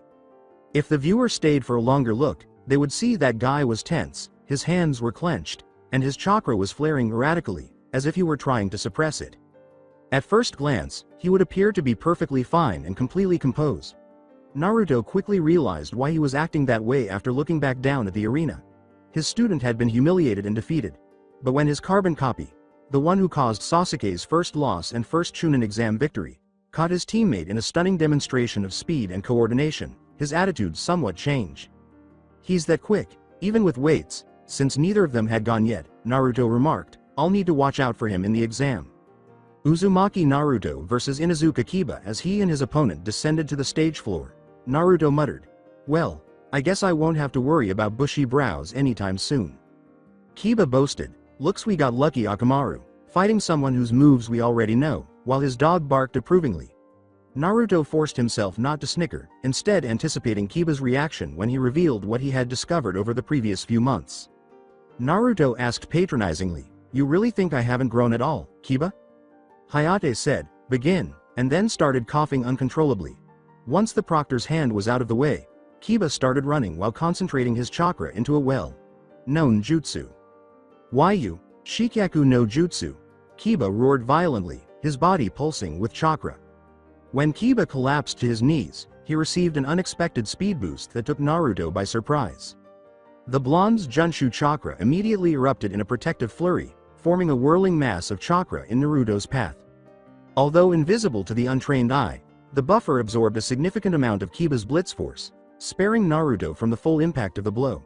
Still, the blow was powerful enough to knock his katana out of his grasp and send him flying back into the stadium's concrete walls. Over Naruto's motionless presence, a thin veil of concrete dust burst outward upon contact. "He won't be getting up for a while, so just call the..." Naruto cried out from the rubble, "What and save you from getting whipped like the dog you are in front of all our classmates, Kiba?" "I think not," and then leapt out from behind the dust that was starting to clear. Since he was unable to use his sword, Naruto had to rely on his taijutsu. Rather than landing a strong aerial slash, he cocked his fist back and then released a burst of chakra from it. His genin teammates thought the attack was completely inappropriate, and they didn't realize what he had planned until a concrete explosion occurred right in the middle of Naruto's punch arc. The jonin in the stands were instantly struck with revelation, and despite their incredulity, they all came to the conclusion that Naruto had somehow mastered his chakra control to the point where he could control a wave of chakra to follow each of his blows. Kurenai, who had just predicted that Kiba would win handily, was taken aback by the outcome. Asuma said, "You shouldn't be so shocked that he was able to do something like that, because he's already shown he's able to do much more complicated," before indicating the location of Naruto's collision with the wall. A light groove appeared on the ground where there should have been large chunks of concrete, as if someone had applied sandpaper to the wall and rubbed it in hostile circles. Asuma lit another cigarette after noticing the slightly shocked expression on her face and then began to elaborate. "I'm surprised you didn't notice it at first, seeing as how strange the crash was. I mean, even though dust is expected to come up from a collision like that, but for that much to come up without an apparent jutsu was fishy. Plus the boy's reaction to Kiba's first attack was very strange. He didn't even wince, and despite our experience, even a jonin-like guy would at least grimace at a blow like that," Asuma continued, bringing up a few points he picked up at the start of the fight. Asuma came to this conclusion before taking a long drag from his cigarette. "I think that what he's doing now is just a simpler manipulation of the two shields he used to block out most of your student's attack, as well as wear a groove in the wall to avoid further damage," Asuma said. Asuma exhaled the smoke from his mouth to prevent it from impairing his vision as he observed Naruto and Kiba sparring without a clear winner. Asuma observed that Naruto's posture and motions were jerky, indicating that it was rarely used. She also saw Naruto take a devastating blow to the face without even blinking, then strike back with twice as much force.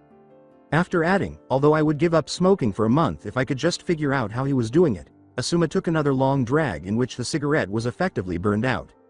He's using what he calls his Junshu chakra, and he's had it for as long as I can remember. He said it was like he was in control of the chakra that naturally overflowed from his body. What that means is that he's able to manipulate it so that it can create optical illusions as well add a bit of extra punch to his taijutsu. Hyuga Hinata, who was completely engrossed out of the fight. Asuma questioned, and what might that be? The match was coming to an end, just as the young Hyuga heir was about to conclude her explanation. Hinata responded, gesturing toward the middle of the stadium. He calls it his Kenshoken, and instead of me trying to explain it to you, just look down, you're about to get a live demonstration of it. As the woman whispered, I owe you Hinata. Chan, to her student, Asuma simply gave Kurenai his pack of cigarettes, mildly amused by the Hyuga's strange demeanor. After that, the arena below came into sharp focus for everyone. After taking another high shoulder tackle, Naruto wiped the blood from the corner of his mouth before assuming the stance. Before striking a deep stance with both arms raised and in front of him, Naruto reflected, it's been so long. Luckily I got a refresher course with Kabuto earlier. The only difference between his stance and the Hyuga's ready stance was that, instead of the Hyuga's full front and forward stance, he had his fists closed and his posture tilted to the side. Kiba sighed before launching his Shikyaku no Jutsu headfirst. Are you trying to imitate the Hyuga now? Well, I hope for your sake that you can actually do something with it, or this will be easier than I thought, he said. Naruto quickly anticipated the dog shinobi's attack route by using his Junshu chakra to scan Kiba's approach. He then spun aside, leaving an afterimage created by the Junshu chakra for Kiba to strike. Naruto's fist twisted into Kiba's face and then blasted him off to the side with a burst of spinning chakra, combining the rotation force of his spin with a corkscrew punch. Kiba was hurled into the concrete walls by the blast, and he was obscured from view by a thin layer of cement dust. Resuming his basic Kenshoken stance, Naruto waited for Kiba to approach, prepared to counter whatever the Inuzuka threw at him, or so he believed. The dog ninja roared, Suga, piercing fang, and then whipped his body into a spinning torpedo. Kiba rushed through the debris around him, charging straight for Naruto, sending cement dust flying in all directions. Naruto read the attack route once more, spun aside, and was about to make the final charge when Kiba abruptly changed direction and tore into Naruto's side. Naruto struggled to suppress the pain that his Junshu chakra had failed to absorb the spinning force from Kiba's blow, landing in an unflattering heap. When Naruto heard the hum that accompanied the sharp fangs subside, he turned to see Kiba smiling wildly at him. You've met the end of my Suga, and guess what? It gets worse, because I can do this all day Dobi, Kiba mockingly said, using the moniker Sasuke created for Naruto to use against him. It was a bad idea because the blonde's doubts vanished and was replaced by the idea of teaching this dog some manners. Kiba started another Suga after Naruto climbed to his feet and fell back into stance, once more calculating its course. Naruto took no chances and, rather than simply spinning away, bounded off to the side as he filled his pentacle with chakra. Kiba's storyline shifted to make room for Naruto's dodge, as was to be expected. The tornado's head came into direct contact with Naruto's fist when it fully rotated. Chakra Shaku. Dageki. Naruto let out a loud cry as his fist struck the drill's apex. The collision between the two battering rams kicked up some small debris and any loose dust on the floor. Naruto had a tactical advantage because he had stepped into the punch and caught Kiba after he turned, negating any speed the bestial shinobi might have gained. However, it was challenging to establish firm contact due to Kiba's drilling maneuver's continuous spinning. His advantage was ultimately insufficient because Kiba's jutsu was only deflected by his power punch. Kiba's smirk vanished as he landed on the other side of the stadium without nailing Naruto once more, leaving behind an impressive scowl. Kiba called out to his dog, Akamaru, let's go, and the dog howled back before swallowing a tiny red pill. Akamaru's coat turned from a dingy tan to a fierce crimson as the drug's effects became apparent instantly. Kiba went to prepare another jutsu while Naruto, weary of the change, stepped up his guard a little more. As Akamaru leapt on Kiba's head, he exclaimed, Jujin Bunshin, beast human technique. Before a smoke eruption obscured their view. Before Naruto or anyone else realized what was happening, a loud cry erupted from the smoke, followed by two voices cheering together, Gatsuga, double piercing fang. Two tornadoes emerged from the smoke, roaring as they sliced through the atmosphere and headed straight for Naruto. to meet the second with a Chakra Shaku. Dageki, Naruto sidestepped the first and charged his chakra-filled fist, stepping into the blow as he had done previously. There was a standoff once more, but this time Naruto was facing a tornado that was howling.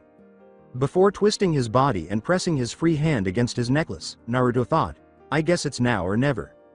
I've never been able to focus two separate Chakra Shaku at once. Naruto created another star of chakra with the pentacle's power before directing it into the Tate formation. Naruto went on the attack, determined to prevent Kiba from escaping unscathed, and proud of the obvious shock he had caused the audience.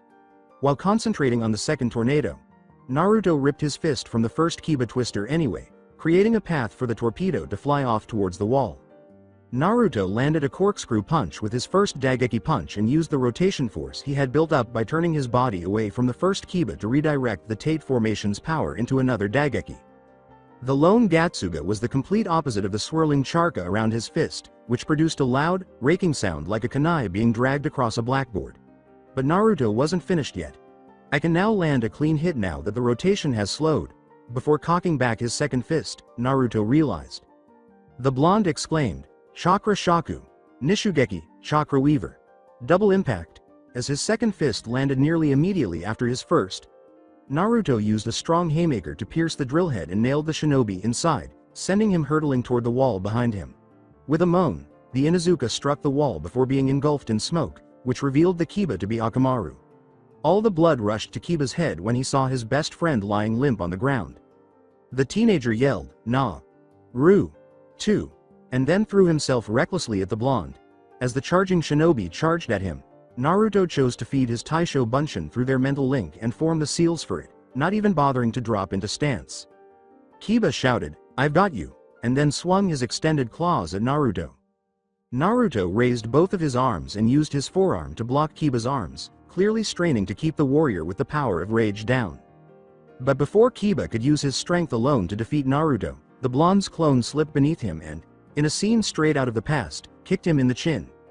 Kiba's instinct took over when he was lifted into the air, just like Yoroi had done before him, and he tried to stay on the ground by shifting his weight downward, unlike Yoroi. But in doing so, he relieved the pressure holding Naruto's arms together, making room for Naruto's Dageki. Kiba was able to move his body into a defensive position despite the power blow sending him flying because there was no immediate follow-through. Kiba's head snapped back, forcing him to look at Naruto, who was hovering above him with his Bakken in hand and a broad grin on his face. Unfortunately, he had not anticipated the Taisho Bunshin firing a Kukagiri at him. Now let's end this. K's Renden, Wind Barrage. Naruto's combo ended with a K's no Doki that was tearing apart a suspended Kiba above him. He then landed gracefully on the ground and sheathed his sword after landing on his opponent with a powerful overhead slash. Hayate summoned a stretcher in the match as soon as Kiba's defeated body hit the ground, and Naruto ascended to the balcony. The only response Naruto received for his achievement was silence, which was to be expected, so there were no applause. Despite being the class failure, he had defeated one of the best all-around players of his year. After accepting the congratulations from an overly enthusiastic Rock Lee and a slightly preoccupied Hinata, Naruto took his place next to his team and glanced up at the bulletin board to see the next pair of names. Hyuga Neji versus Hyuga Hinata. Naruto simply said, "This isn't good," prior to the two Hyugas taking the stage. So that's it for today. I hope you guys enjoyed it. Don't forget to like, share and subscribe to the channel for more awesome stories like this. Thank you. See you all in my next video.